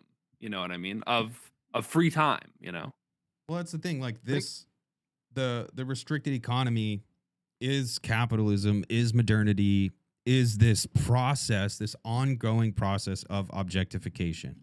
And the point is not to just spruce up the place to make it a little bit better on our short stay here, but it's actually to overcome this logic of ultimately objectification. The restricted economy forces us into the zero-sum game. The Accursed Share still exists, and there's still a surplus, and there's still these laws of metabolism, but we don't ultimately have control. So our energy, our life force is sucked out of us, but we never have freedom. We never have a moment to choose how it's spent. But there is still something riding on top of that, and that is the restricted economy. So ultimately, the restricted economy has these moments where it's forced to reckon with the surplus. And because it's an idiot, it can't decide to luxuriously spend it on life-affirming waste, something that would actually benefit us. It squanders it in human tragedies, ultimately. Like that is what is going on with capitalism. So the point is not to make capitalism better. The point is really to reject the logic of the commodity form and say we do need to have this interplay of accumulation and waste and expenditure, and like we need to be free to engage on our own terms, spend our life energy on our own terms. We can't be beholden to necessity. And with industrialization and with all these other things, the world is getting a little bit better, but we are also becoming totally captured, totally instrumentalized by capitalism itself. And people who just think, we can have our cake and eat it too. It's like, no, we're never gonna We're never going to have either. Like, we're never going to have it, and we're never going to get to eat it.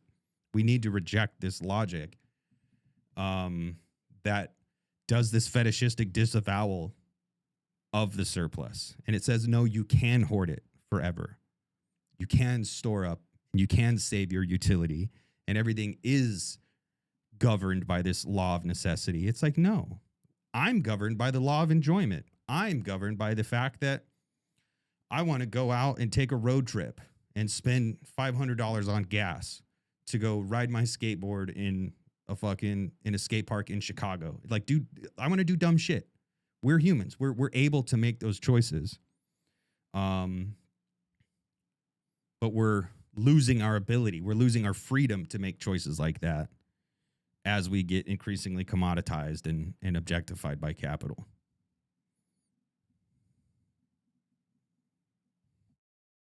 And so our response to that is our knee-jerk response to that is justice, which I think in this sense is of justice, is looking backward. It's of trying to preserve, to conserve something rather than looking forwards towards the overcoming of the world as it is that we live in now. Yeah.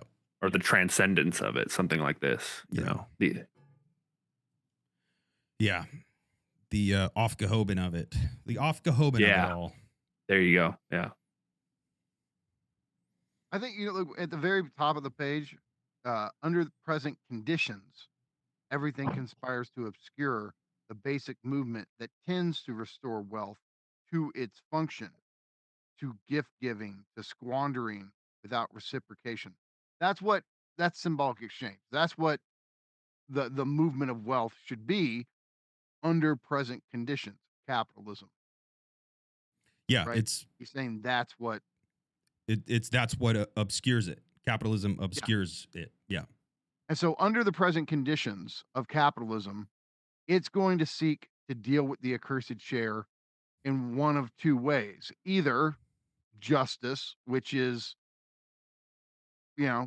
redistribution, social welfare state, that kind of thing, or it's going to lean into freedom, the anarchistic, libertarian, free market, hands off type of approach too. Yeah.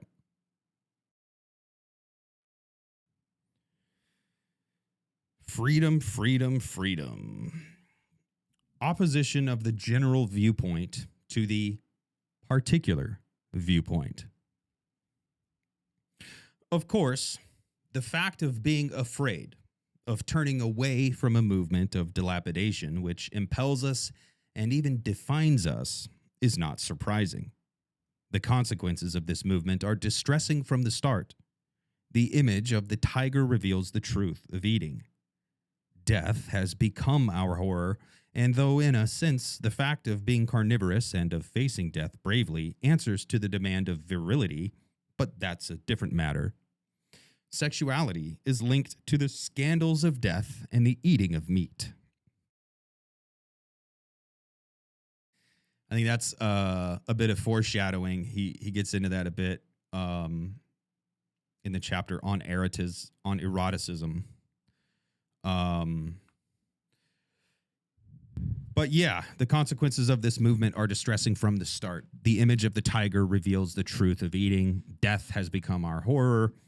Like death is a luxury. Death clears away room for new life, for more growth, for more reproduction. So wanting to live forever and wanting to hoard your wealth and store up this utility so that you can live forever is actually logic of accumulation. Yeah. And that's actually maladaptive to life itself. So death is a good thing, actually, folks, because we are living creatures. We are animals. And so the eating of meat, and the horror of death, and the the passion of sexual reproduction, like all these things are just kind of things of life. And they're moments where matter or where energy is kind of expounded and exchanged and expended. But it clears way for new life to pop up. Like the thing is here, like the zombie of capital, the zombie of accumulation is detrimental to life. You can't live forever. You mustn't want to live forever. If you do want to live forever, then you yourself are kind of deleterious to all the life around you.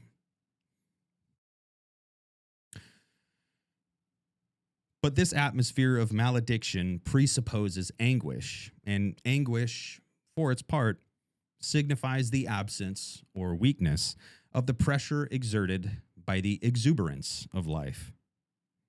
Anguish arises when the anxious individual is not himself stretched tight by the feeling of superabundance. This is precisely what evinces the isolated individual character of anguish. There can be anguish only from a personal, particular point of view that is radically opposed to the general point of view based on the exuberance of living matter as a whole. Anguish is meaningless for someone who overflows with life and for life as a whole, which is an overflowing by its very nature. So once again, if you become fascinated by mortal danger to your mortal coil, and this is another moment where it kind of goes back into Schopenhauer, because it points at we're all part of something bigger than ourselves. So my particular is me, and I'm in a fragile body, and that tiger in the bushes might jump out at me and kill me. And so I may be afraid, and that may put me into a state of anguish because I'm focused on me and me alone. But when I zoom out and I see myself as part of general life or as something bigger than myself, I can understand that I was always already going to die. And I can also understand that my death can actually be a constructive part of life in general. Like there's a space to do a weird Nietzschean spin on this where the particular point of view is reactive and the general point of view is active or affirmative. Yep. Yeah. So he says he's introducing anguish right here, which is a very important concept. He says, anguish arises when the anxious individual is not himself stretched tight by the feeling of superabundance. This is precisely what evinces the isolated individual character of anguish. So I think what he's saying is that anxiety is this inability to reach out, this inability to connect. It's like because Nance, you were talking about like I think when you fear death, it's because you're facing it alone and not in a way which puts it in a symbolic or a broader context or something like this. Yeah. What do you think? So the feeling of superabundance, again, we are subject to superabundance. Like just by virtue of living on the surface of planet Earth, the sun is constantly radiating down a superabundance of energy. And that's why life grows and reproduces and wastes. Like what life can't use to grow and reproduce, it has to waste in some way. So like we are connected. We are superabundant. Like we just live under this condition of superabundance. But from our point of view, as the anxious individual who feels disconnected from the general, like I am a particular individual.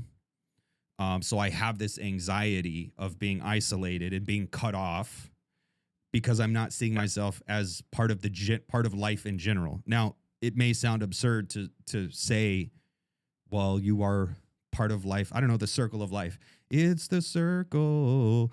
But it's also true. Like that is what he is talking about. Yeah. So when he says stretched tight here, I'm almost thinking of that as not like stretched out like a Laffy Taffy, but like inflated, like stretched tight, so ready to burst. Yeah, you know, getting bigger, reaching out. You know, I think like and if we're cut off from superabundance, what that means is that we don't have the resources to reach out. We don't have the resources to connect, to explore the world in the way that brings us fulfillment, etc.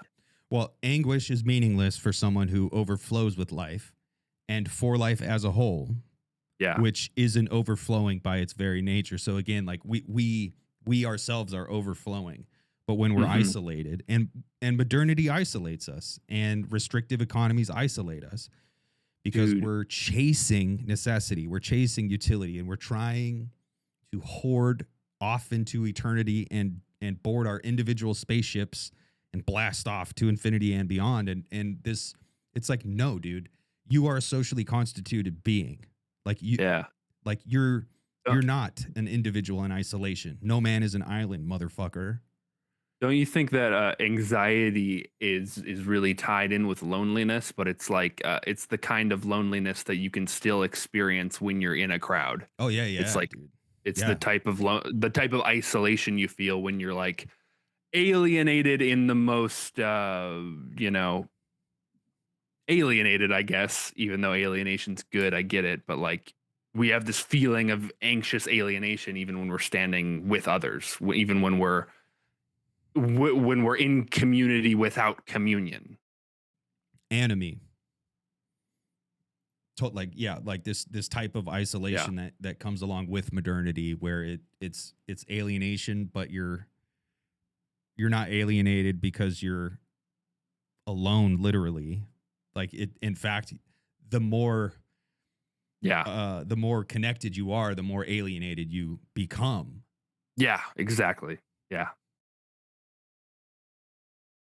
And I think this is so relatable, I think, to what so many people, and so some of the tricky terminology can obscure how relatable these ideas really are to like what almost everyone is experiencing right now. Yeah. Yeah. Straight up. As for the present historical situation, it is characterized by the fact that judgments concerning the general situation proceed from a particular point of view. As a rule, particular existence always risks succumbing for lack of resources. It contrasts with general existence, whose resources are in excess and for which death has no meaning. From the particular point of view, the problems are posed in the first instance by a deficiency of resources. They are posed in the first instance by an excess of resources if one starts from the general point of view. Doubtless, the problem of extreme poverty remains in any case. Moreover, it should be understood that general economy must also, whenever possible and first of all, envisage the development of growth, but if it considers poverty or growth, it takes into account the limits that the one and the other cannot fail to encounter, and the dominant, decisive character of the problems that follow from the existence of surpluses. I want to reread the sentence. From the particular point of view, the problems are posed in the first instance by a deficiency of resources. They are posed in the first instance by an excess of resources if one starts from the general point of view. I think that gets back to the whole, and then he goes on to say, doubtless the problem of extreme poverty remains the case. It is true that the hoarders are poor. Yes. Right? That is true. It is also the case that they're suffering at the same time from the general point of view from an excess, not from a deficiency. Right. And because they are indoctrinated into this kind of particular modality of being where they only see themselves and they only relate to themselves as a particular individual. There is no social being in America. It's all about number. How many fucking Labubus do you have, motherfucker? Or whatever. How many Legos do you have? How many books do you have? Yeah. Yeah. So it's like we see it from this kind of restricted point of view. It's a deficiency of resources. We are suffering because even though we are trapped in this abundance, we're suffering from a deficiency. And like that's the way that the restricted economy works. The restricted economy works from this disconnected, alienated, particular point of view where it is about resources. It is about land, as economists would say. It is about Lebensraum. It is about, I need all the space because I need to fucking exert my will upon the fucking surface of the earth or whatever. And a general point of view would be like, oh, hey, we're all humans. We're all living here. We're all part of this. Let's deal with this superabundance. And there would be questions about redistribution, and there would be, there would be discourse about all that, but it wouldn't be from this like combative Hobbesian point of view. Like the restricted economy is Hobbes. The general economy is maybe not one-to-one Rousseau, but in the restricted economy, you're forced into the zero-sum game. Scarcity is the name of the game. Rousseau broaches the subject of the general economy. Whereas like for Hobbes, it's like, no, let's be realists about what this world is, Yeah. Yeah. So when he brings poverty in, though, and he says extreme poverty is a problem in any case, he would say even if you're looking at things from this general perspective, poverty is going to still be a problem. And like you can try to explain. I like that he says this, because somebody might do the kind of abstract, oh well, see, we're all on the same page, we're all the same, this kind of thing. And he's like, no, poverty is a trauma. He doesn't use the term here, but it is even if you're trying to see things from this general perspective, you're going to have to reckon with the problem of poverty.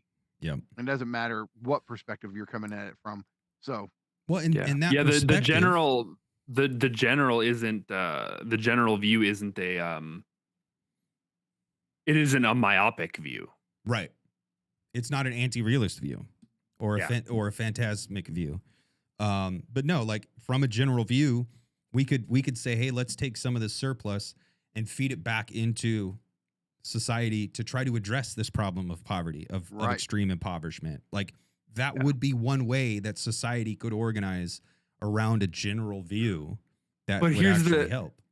Here's the thing, is that the people you're redistributing the wealth to need to have the general view, because if they don't, like, because this has happened where like in libertarian in the crazier part of the libertarian right, which will use this as like a justification for we need to not give people resources, because they will point to studies that empirically show when you give people money and then they don't use it to spend time with their kids, they don't use it to, I'm gonna go buy an 8-ball, bitch.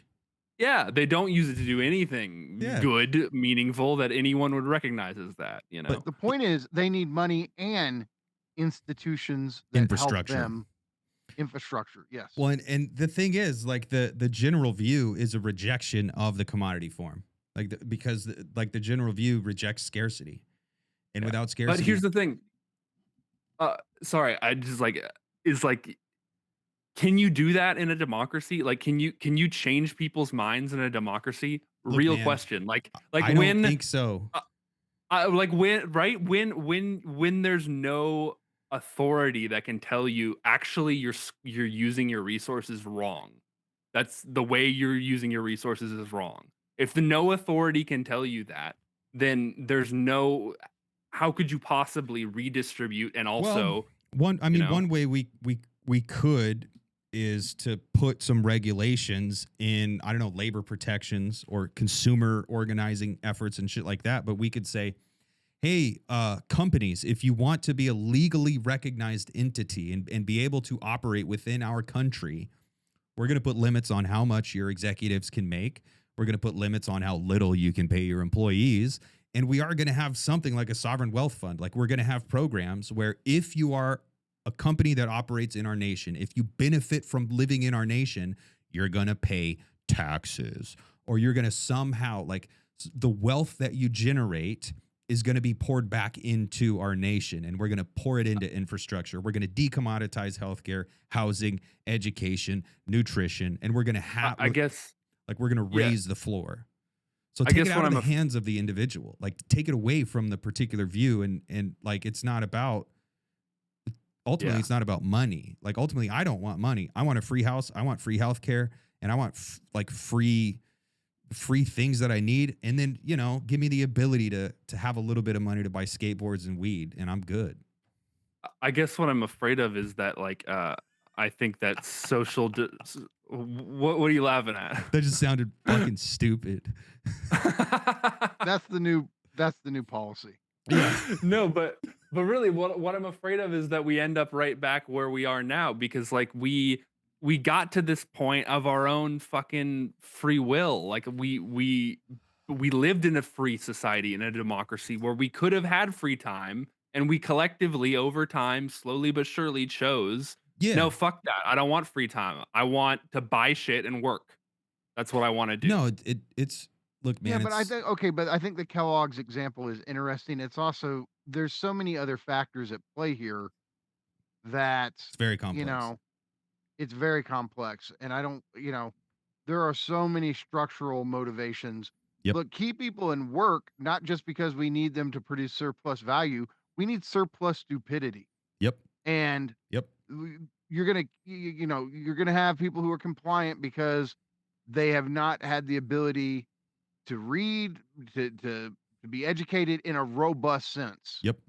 And so, The yeah, I think objectification, Yeah. like that's like ultimately, once again, we're coming up against this complex process, this complex of historically situated, I don't know, vectors and incentives and conditions, and it's all leading us down this pathway to ultimately to objectification. So like, it's not to say, oh, here's one simple solution and we'll be right back to it. Like, I think the easiest way to talk about it is Robo Cthulhu stretching his hand back from the future.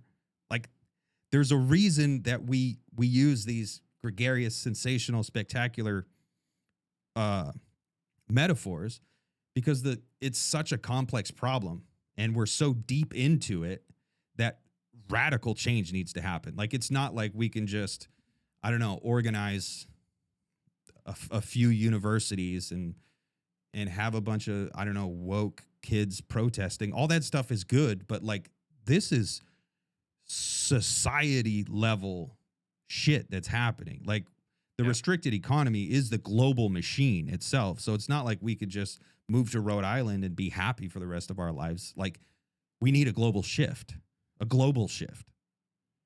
But I guess my provocation to the left is like, your shit isn't good enough. Like, Yeah.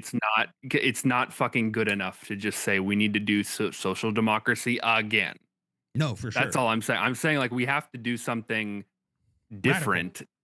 Truly radical. Yeah, and different, and like, historically, an event needs to happen to make some, in the Bedouin sense, or to make something new happen, because like, we genuinely cannot keep doing this. Like, there's a cycle that happens in social democracy. It erodes itself. It just fucking we will come back here again. It erodes itself very rapidly, a couple of generations, and it vanishes, you know, or just starts to eat away at itself.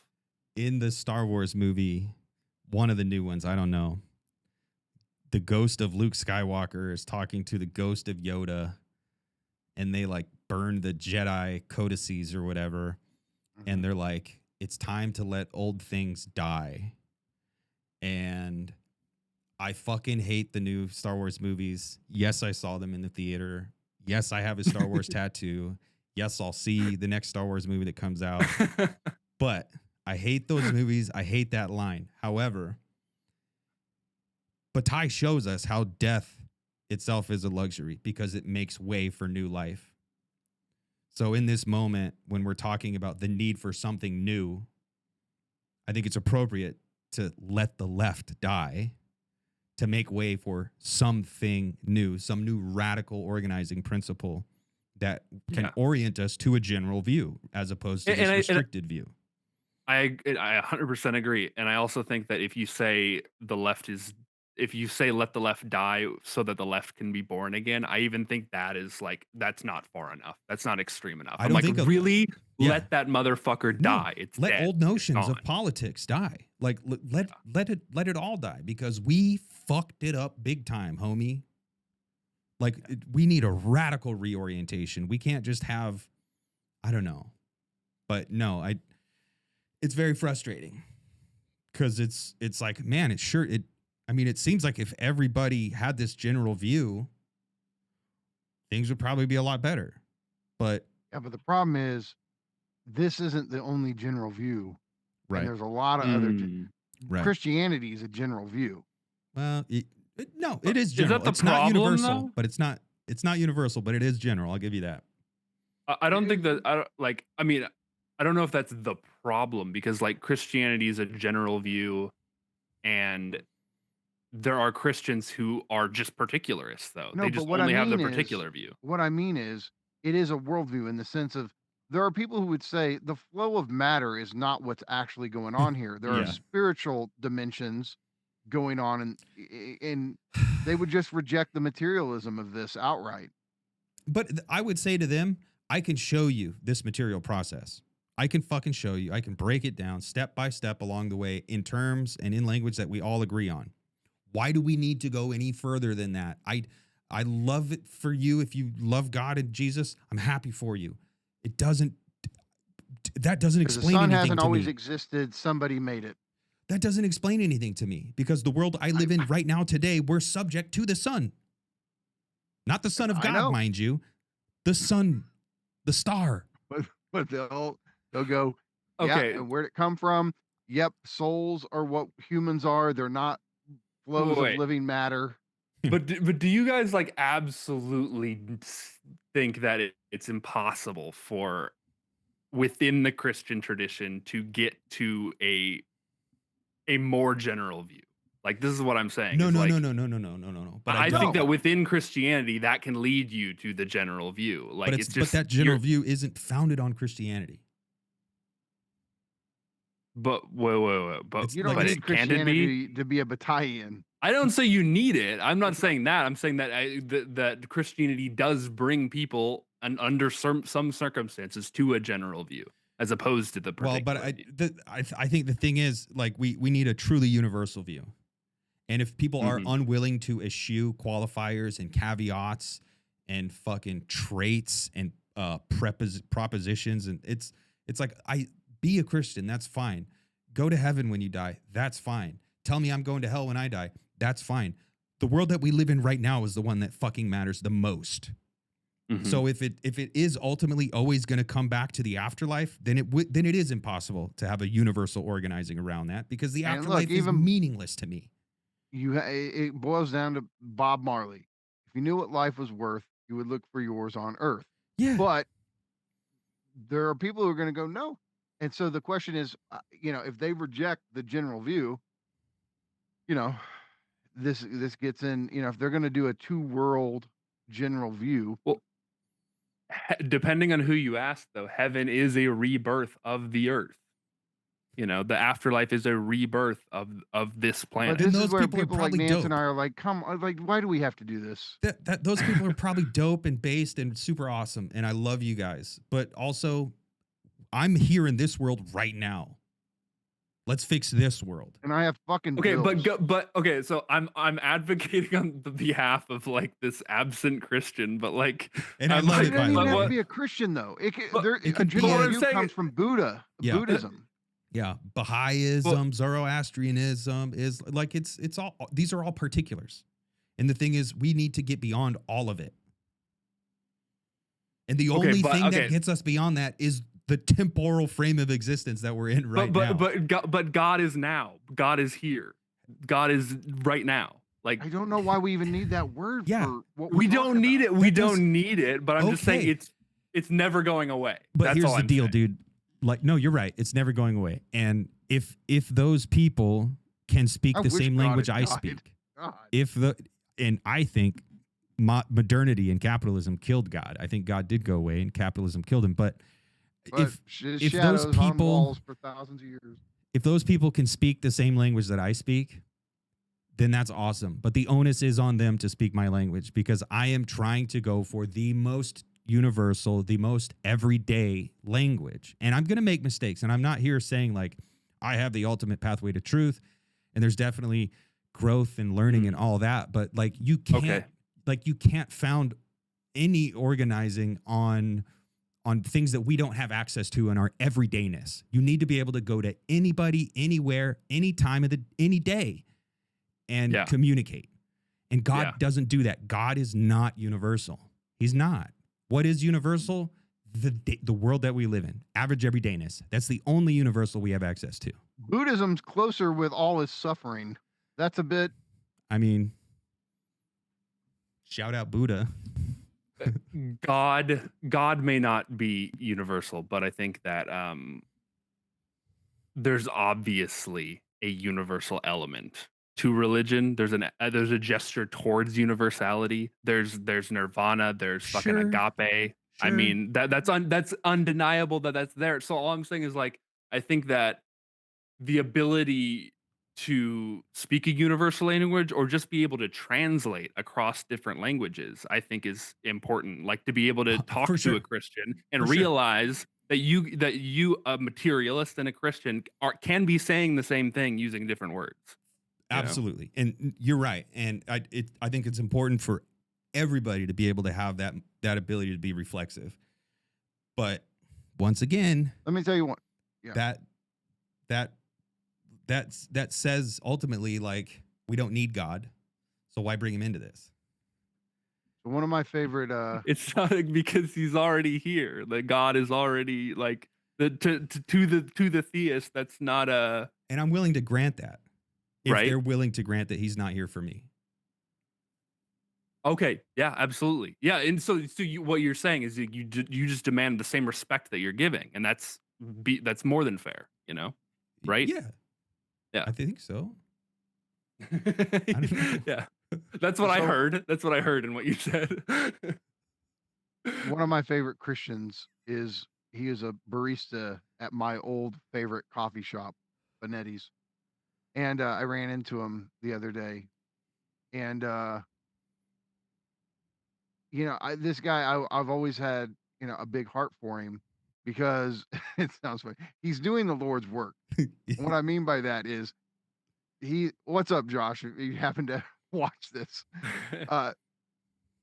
he's doing the Lord's work in the sense of he's, I think he's still a Pentecostal Christian, but he completely sees that Christianity and capitalism are completely at odds with each other. Mm. And him trying to be a Christian in America and helping his fellow Christians see the radical discrepancy between Christ and capital, you would not believe what he's gone through as a Christian, saying that capitalism is anti-Christian. Mm. And that's based. I think that's based. And shout out Josh. Had one battle after another with this. So what an uphill fight that is. And and I just want to say that like you said, it's the Lord's work. Like what a noble fucking fight to have,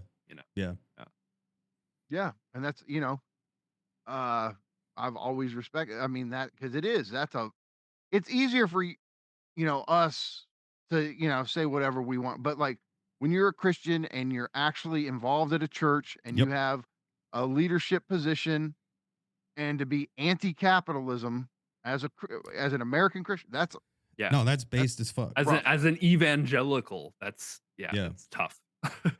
And to know that he knows Marx is based, so hell yeah, dude. Well, and I mean, shout out, I have Catholic family members that are pretty based and socialist. I also have some pretty right-leaning Protestant family members that are not based, but I mean, there is a tradition of socialism within Christianity.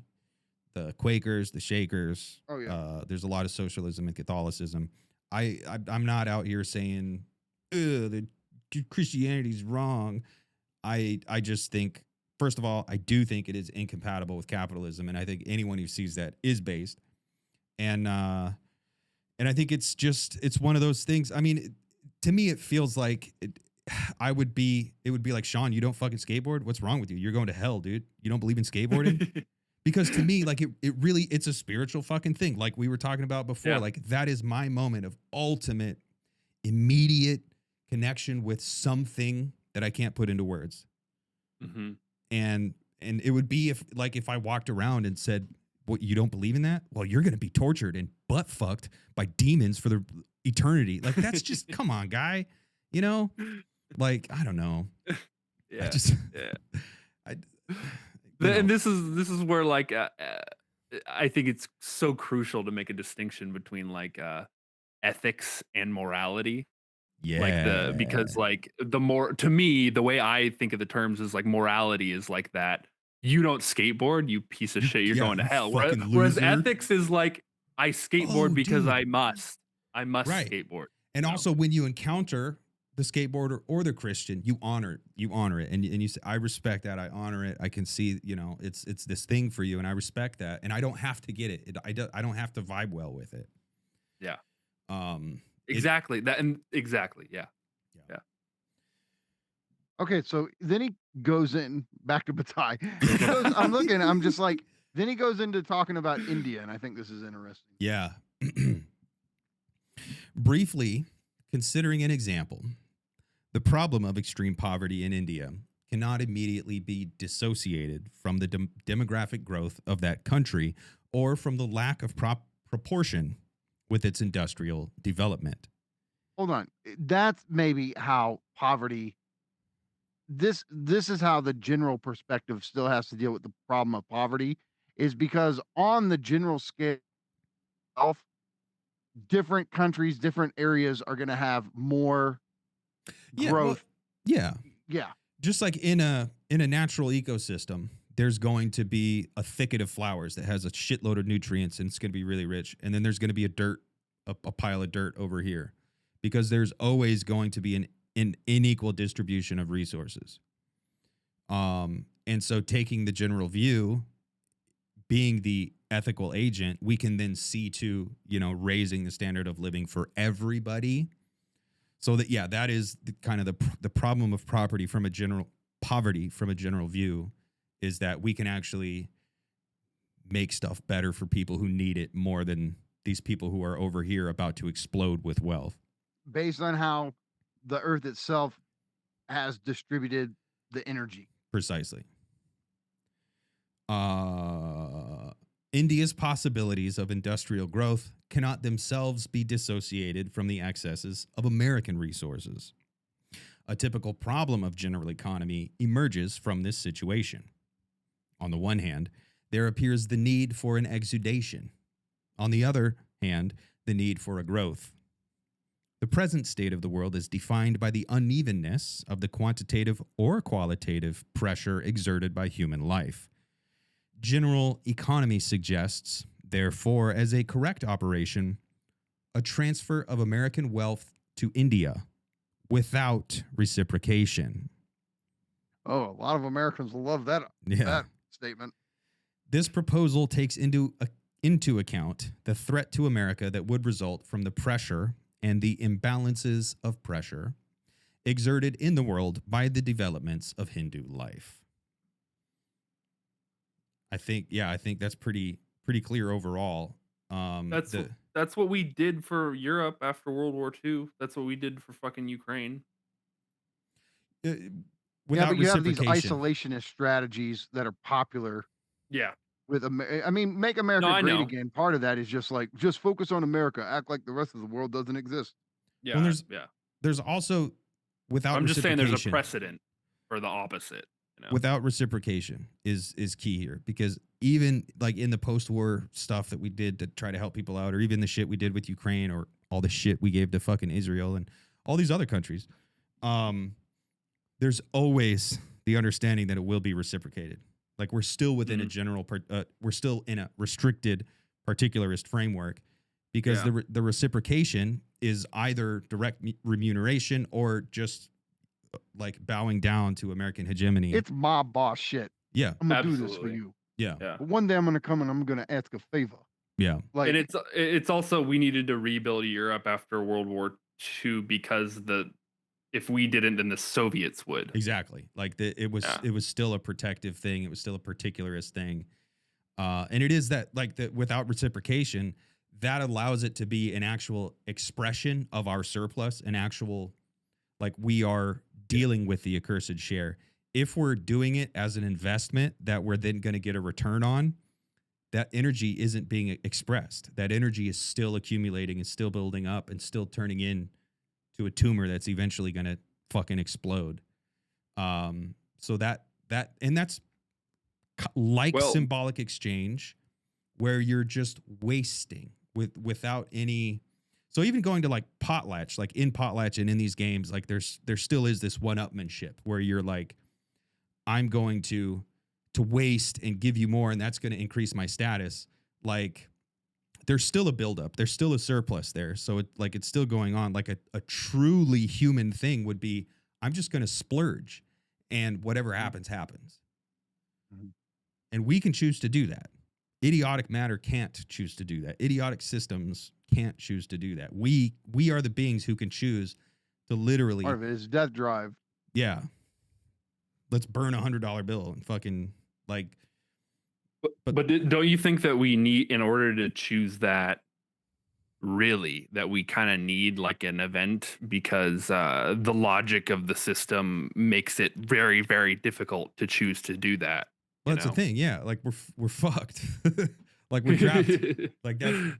Yeah. But that, like, because it was the logic of the world that produced the logic of the Marshall Plan, where it was like, we need to fill the gap so that the Soviet Union doesn't, and like because the logic of the world is a certain way, then we have to operate on that logic to a certain extent, Well, it would take, or we're encouraged to, or it would take something truly radical, and I do think it would be a global event if everybody realized, oh, you mean I don't have to follow these dumbass rules that make my life miserable, and that everybody fucking hates it, but we still follow it. But if everybody woke up one day and just decided, I don't have to do this, that would be an event. I'm mad as hell, and I'm not going to take it anymore. Yeah. If everybody had that moment. It's like we were talking about before the break. It's like how everybody wants a fuck buddy, but nobody is willing to just be the fuck buddy, Yeah. But everybody wants that, Yeah. It's like the logic of the system, regardless of what we want, prevents us from, Yeah. Well, and it's a complex system, and it's not like there's one vector, and it's not like there's one fucking thread that we could pull to unravel the knot.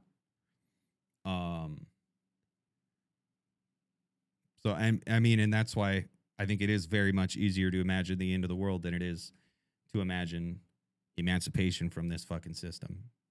Mm-hmm. These considerations necessarily give first priority to the problem of war, which can be clearly regarded only in the light of a fundamental ebullition.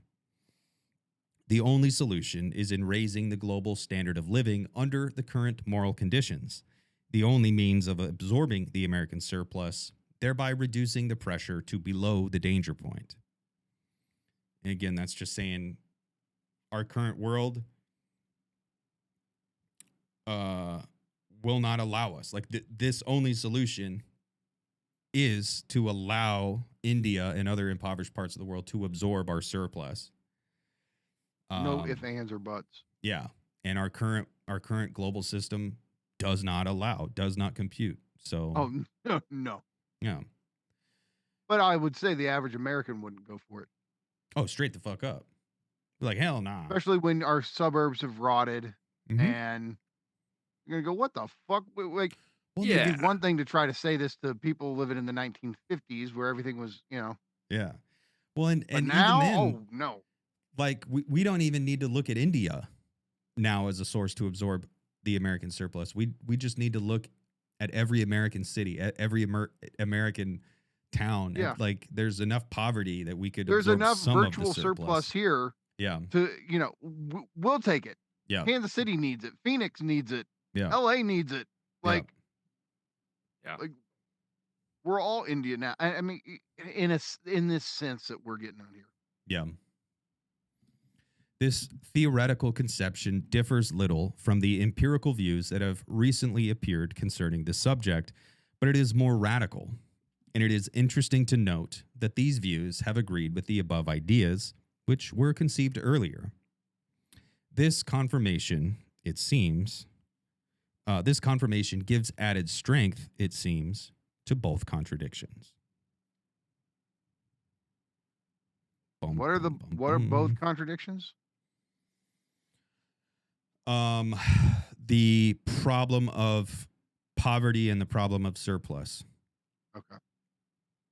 They're always a problem, whether you start from a particular or a general point of view, or restricted or a general economy. Poverty and surplus are always a contradiction. I mean, it's pretty clear he's for a politics of redistribution. Mm-hmm. Yeah. I don't Absolutely. know if that makes him a progressive or I don't know if he's thinking in those terms, but he would say a politics of redistribution is just a necessity. Like, regardless of your other political views or cultural views, like it's a necessity you have to fucking deal with. And if you don't redistribute it, you're just it's gonna burst your whole situation apart. Yeah, it's gonna come out in ebullient explosions that are destructive and deleterious to society. I can't help it. I just think it's funny, like this idea of freely giving to other nations without asking anything in return whatsoever. Isn't it sad that that's an abhorrent idea to a nation of Christians Yeah. whose whole great example is the selfless, non-reciprocal gift that Christ gave us on the cross? Because remember we said capitalism is walking around wearing the skin suit of Christianity. They're, Yeah. they're like, Yeah, I'm sorry, 99% of evangelical Christians aren't. They're just not. Yeah. You use the words, you say the right things, you have the right little symbols and fucking bumper stickers, but you're not a Christian. Yeah. Well, 100%. it's funny. That's why my friend, I mean, my barista buddy. That's why I feel like he's one of the few Christians I've met. And people can go, so what are you saying? Somebody has to, like, if somebody doesn't find Marxism, at least they see a great point in Marxism. What, they can't be a Christian? Part of me Kinda. I'm like, yeah. Well, I mean, Kinda, yeah. You kind of don't need Marx, right? I mean, it's kind of right there in Jesus, right? Isn't it? I mean, isn't that Right, but if you can't see from a Jesus perspective, a Jesus influence perspective, that Marx had a fucking point. right? There's a problem. Yeah. But no, I mean, I'm saying, like, you don't have to Yeah. scare him away with the scary M word. If you think you're a Christian and you think Ayn Rand is more Christianly than Karl Marx, yeah, I gotta doubt where your heart's at. Really? Yeah. It Yeah, is. dude. It's kind of a litmus test. Who is John Galt? He's not Jesus, I'll tell you that. He ain't Jesus, motherfucker. All right, we got 2 paragraphs left in this chapter. All right, I think let's bang it out. Let's do it. You want to read them both and just discuss at the end a little bit? Yeah. Yeah. The solutions of general economy and self-consciousness.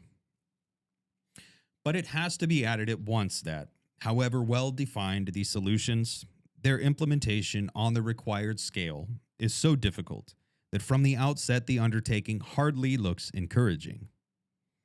The theoretical solution exists. Indeed, its necessity is far from escaping the notice of those on whom the decision seems to depend. Nevertheless, and even more clearly, what general economy defines first is the explosive character of this world, carried to the extreme degree of explosive tension in the present time.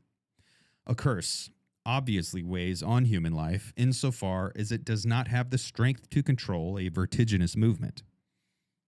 It must be stated as a principle, without hesitation, that the lifting of such a curse depends on man, and only on man, humankind as such. But it cannot be lifted if the movement from which it emanates does not appear clearly in consciousness. In this regard, it seems rather disappointing to have nothing more to propose as a remedy for the catastrophe that threatens than the raising of the living standard. This recourse, as I have said, is linked to a refusal to see in its truth the exigency to which the recourse is intended to respond. Yet if one considers at the same time the weakness and the virtue of this solution, two things become immediately apparent: that it is the only one capable of rather wide acceptance, and that, due to its equivocal nature, it provokes and stimulates an effort of lucidity all the greater for seeming to be far removed from such an effort. In this way, the avoidance of the truth ensures, in reciprocal fashion, a recognition of the truth. In any case, the mind of contemporary man would be reluctant to embrace solutions that, not being negative, were emphatic and arbitrary. It prefers that exemplary rigor of consciousness which alone may slowly make human life commensurate with its truth. The exposition of a general economy implies intervention in public affairs, certainly, but first of all and more profoundly, what it aims at is consciousness. What it looks to from the outset is the self-consciousness that man would finally achieve in the lucid vision of its linked historical forms. Thus, general economy begins with an account of the historical data, relating their meaning to the present data. Okay, I have a question, but it needs to come after. So what is the key here? What is he getting at with self-consciousness and the general economy?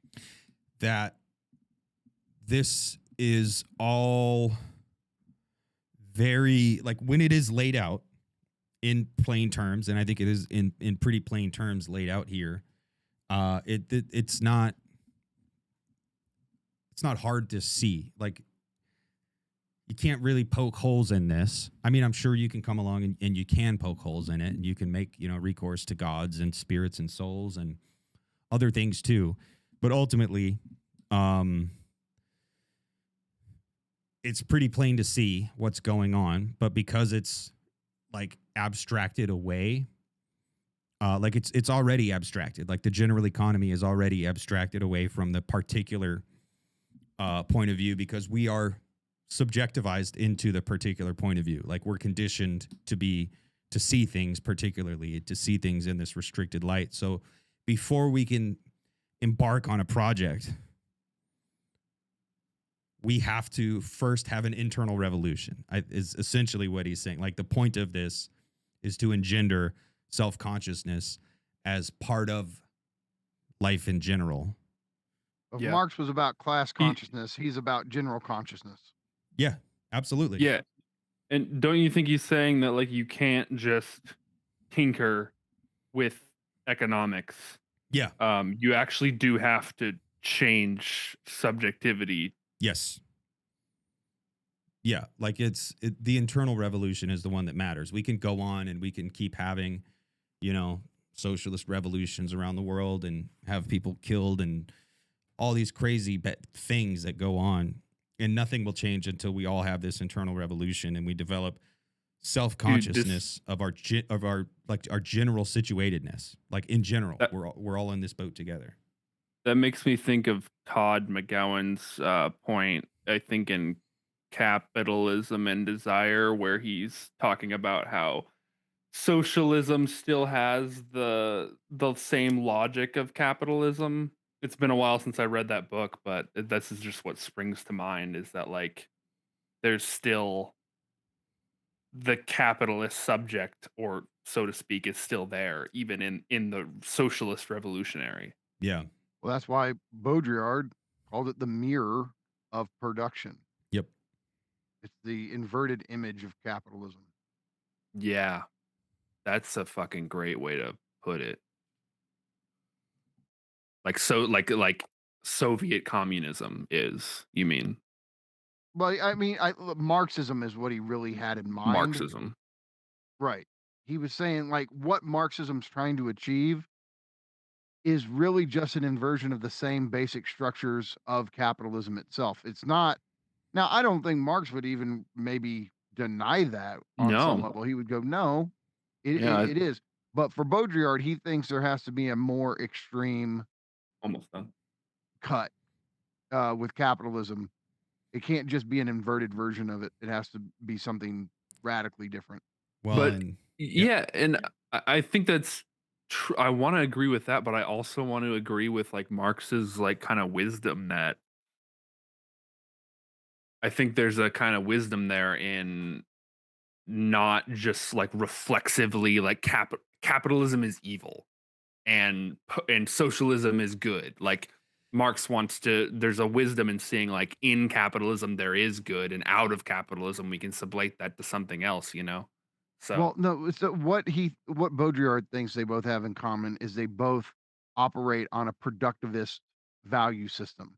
mhm. And they do not understand what Bataille's getting at and what he was getting at, which is the value of destruction, the value of waste, Mm. the value of expenditure on meaningless, pointless. Like sure, capitalism and waste or let's say it expends in the name of interest. Well, what about expenditure in the name of anti-interest? yeah, Yeah.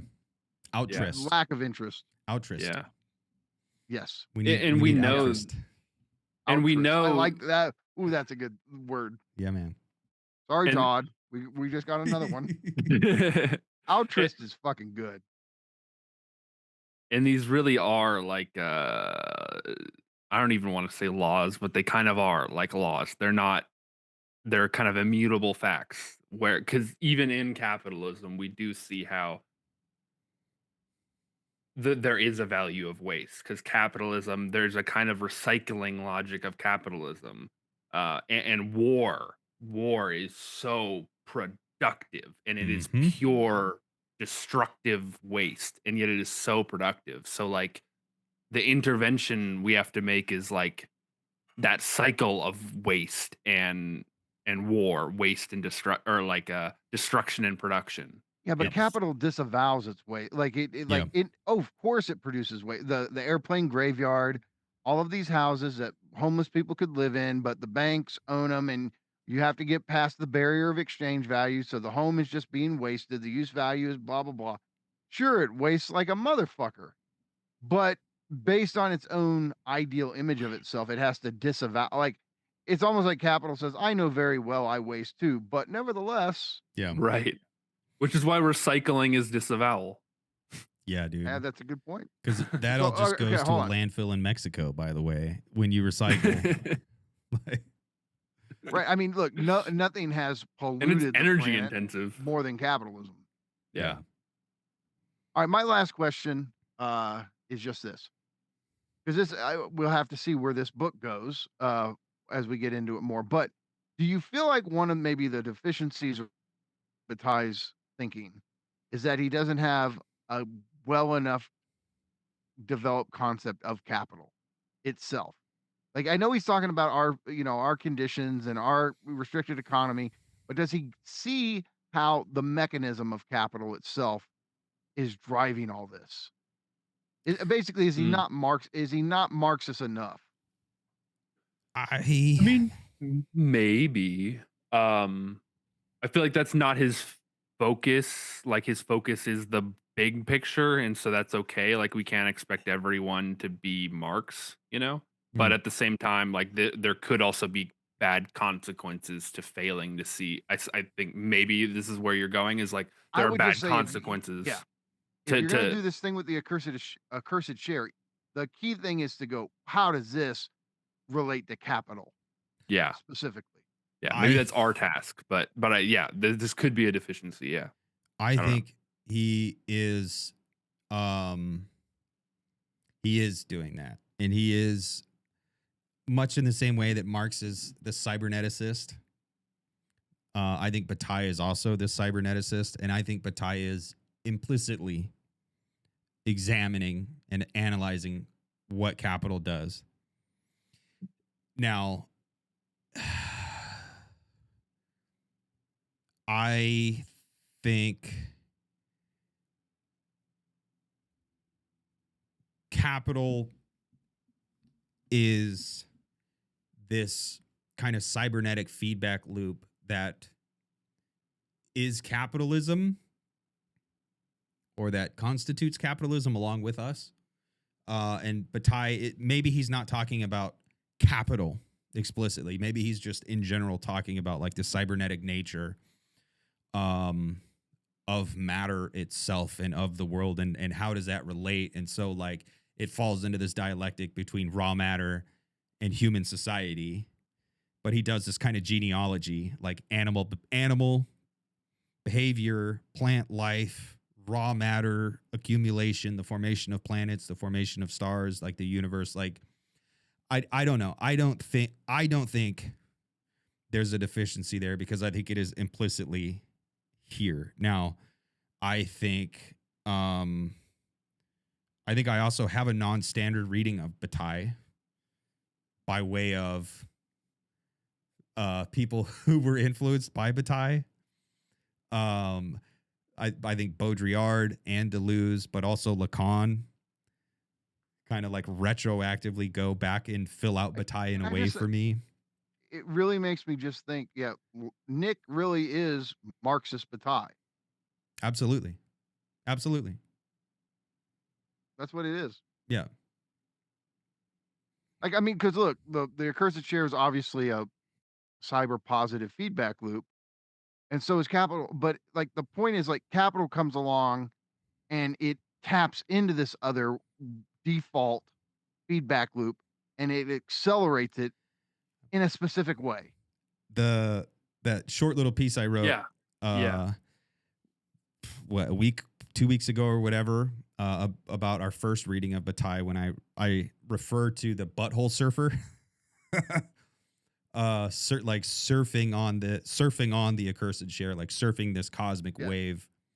Like I do think that is what's going on. Like Capital operationalizes the Accursed Share in a way, and it actually takes our ability from being able to express the Accursed Share, because it's a necessary thing that we must do. Capital takes that away from us, and it does it for us in the name of justice or freedom or security, or like whatever is the order of the day. Like there's this ideological movement going on where we strap ourselves into this black iron prison, and we lose our freedom to express our very own metabolic livelihood or expenditure, or our own Accursed Share. And so Capital does it for us. But because Capital is such a fucking idiot, it just wants to be a zombie and accumulate. And so terrible things happen, like global total war, and on a smaller scale, like all the rot and urban decay. Like these are necessary things that come from a restricted society that you also have to look at from the point of view of Lacan, from the point of view of Baudrillard. So maybe it's to say there's gaps in Bataille. There's definitely gaps in Bataille for sure. But I wouldn't say deficiencies, because well, I mean, it sounds almost, if there is, Land was the corrective. He fixed the problem. Yeah. You guys know the fable of the bees? Who is it that wrote that? Yeah, that's from Begonia, isn't it? The fable.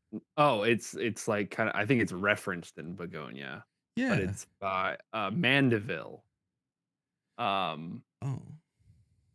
But I feel like it was never finished in a way. Like I feel like the point, I think, of the fable of the bees is that like vice is a virtue. Like the vices of everyone keeps the economy going, and then it keeps like all those desires are a benefit to society as a whole. But I feel like it's never finished, because the bees at the end would really get obese and fucking die of disease, and like the end of the story is like it comes back around to from life to death again.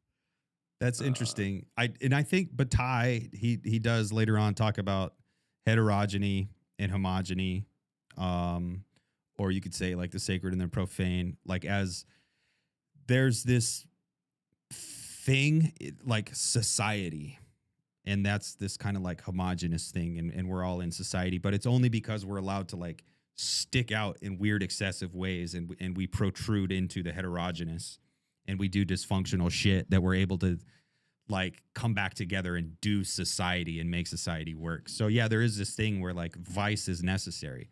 That also plays into like inherent transgression and these ideas And on Erotism and Death, like Bataille specifically talks about how transgression completes the circuit of prohibition.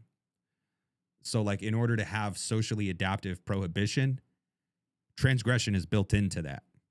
So yeah, like there is this idea of like, I'll go to work, I'll follow the rules, I'll do everything, I'll be nice, I won't punch people when I go wait in line at Burger King, but I gotta have my crack. If you don't let me smoke crack at 2 a.m, I'm gonna freak the fuck out. Like vice is an inherent part of the virtuous society. I feel like that's good though. Like I feel like Straight we up. need our shadow. We need our we need our shadows. But in order to have the shadows, we need the light too. Yes. So we need the symbolic, and then we need what's not visible by the symbolic. Whereas the surveillance that we started talking about, I think before we started recording, means everything is light, right? We need to find a new everything darkness. is just, yeah. We need to find a new darkness. Anyway, I need to bounce because I'm gonna eat. I'm gonna shrivel up and die in a minute. Yeah. That's from the general perspective, there's nothing wrong with that. It would be only good. Only good can happen here. Just making space. Yeah. All right. I'm just creating space. Yeah. We'll cut it off there. Internet, thanks for coming along on this journey. I'm excited to keep it going. Stay tuned to all the dope shit. Substack pieces. Sean posted something about MMA. Go fucking check that out. It's just a note. You don't have to. It'll take you 1 second to read it. But think about it. MMA, but it's related to this shit. I think MMA is super ebullient. So. Yeah. So is WWE. Absolutely. Yeah. Anyway, fucking. We'll catch you on the next one, folks. Woo! Woo!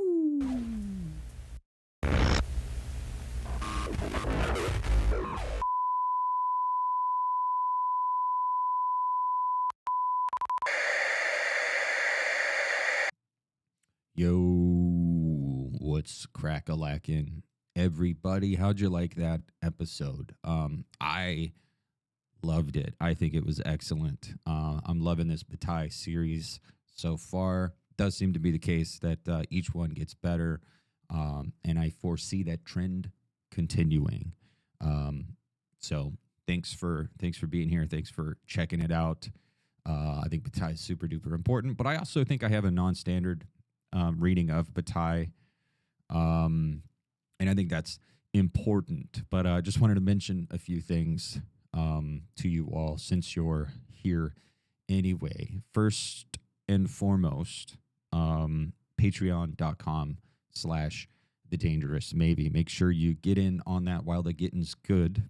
There's going to be a lot of stuff coming this year that you're not going to want to miss out on. So make sure you get on over to patreon.com/thedangerousmaybe and scoop up a subscription, become a supporter and all that. Dope things are coming. I also want to let you guys all know 3 Billion Nances now has a Patreon. Set that up. There is nothing there currently and no immediate plans to get stuff up there, but there will be stuff in the near future worth signing up for. So keep that on your radar. I'll try to communicate when I put stuff up there, stuff worth checking out. Also wanted to shout out Sean, No Future on Substack. If you are not subscribed to Sean on Substack, make sure to get over there and check his stuff out as well. He's dropped some dope heaters here in the past few months. So you can, subscribe to 3 Billion Nances on Substack, The Dangerous Maybe on Substack, and No Future on Substack as well. Also want to let you guys know the Nance Cast is available on YouTube. It's available on Substack. It's also available on Apple Podcasts and Spotify and some of these other podcast services. So if you prefer to use one of those services, search for the Nance Cast. You might be able to find it. If you can't find it, there is an RSS feed that you can use to add the podcast to your favorite podcast service or platform, and all that. But yeah, you can do that as well. There have, I guess, been some, I guess it's been unclear to some people. But yeah, you don't have to watch on YouTube. You don't have to have the Substack app. You don't have to go to the Substack website on your computer or youtube.com. You can also listen on these podcast platforms. And it does have a page on Apple. It does have a page on Spotify, and I think some of the others. And you can also add it via RSS feed as well. So there's that. And I wanted to shout out YouTube viewers, watchers, listeners, audience, readers. Do all the YouTube things. Hit the buttons, like, subscribe, all that stuff. Feel free to make and share clips and all that fun shit just to boost the channel and the algorithms and all that stuff, because that's really the most important thing to me. I don't really care about any of this stuff. I hate it all. It's stupid. It's fake. I'm fake. Nothing is real. I just want you to boost all my shit in the algorithm so that I can become the next Jimmy Beast and have my own TV show on Amazon where I collect people from around the world and I exploit their, personal life stories to make millions and, in fact, billions of dollars. That's my ultimate plan. So do that, or I'm going to come to your house and leave a brown paper bag full of dog poop on the doorstep, and then I'm going to ring the doorbell, and then I'm going to hide around the corner or in a bush or something with my phone, and I'm going to record it. And then when you come out your front door and step in the flaming dog poop bag, I'm going to laugh at you and post it on Twitter and be like, look at this fucking loser. And then your life's going to be ruined. And I'd hate for that to happen to you. So just do the right thing, folks. Hit all the buttons and do all the algorithm things and all that stuff or whatever. Anyway, thanks you guys, all you guys for checking this out, for hanging out with us. And for thinking. I sure hope you're all thinking while you're listening along, or, if you're working or doing something that maybe bars you from being able to think deeply while you're listening along.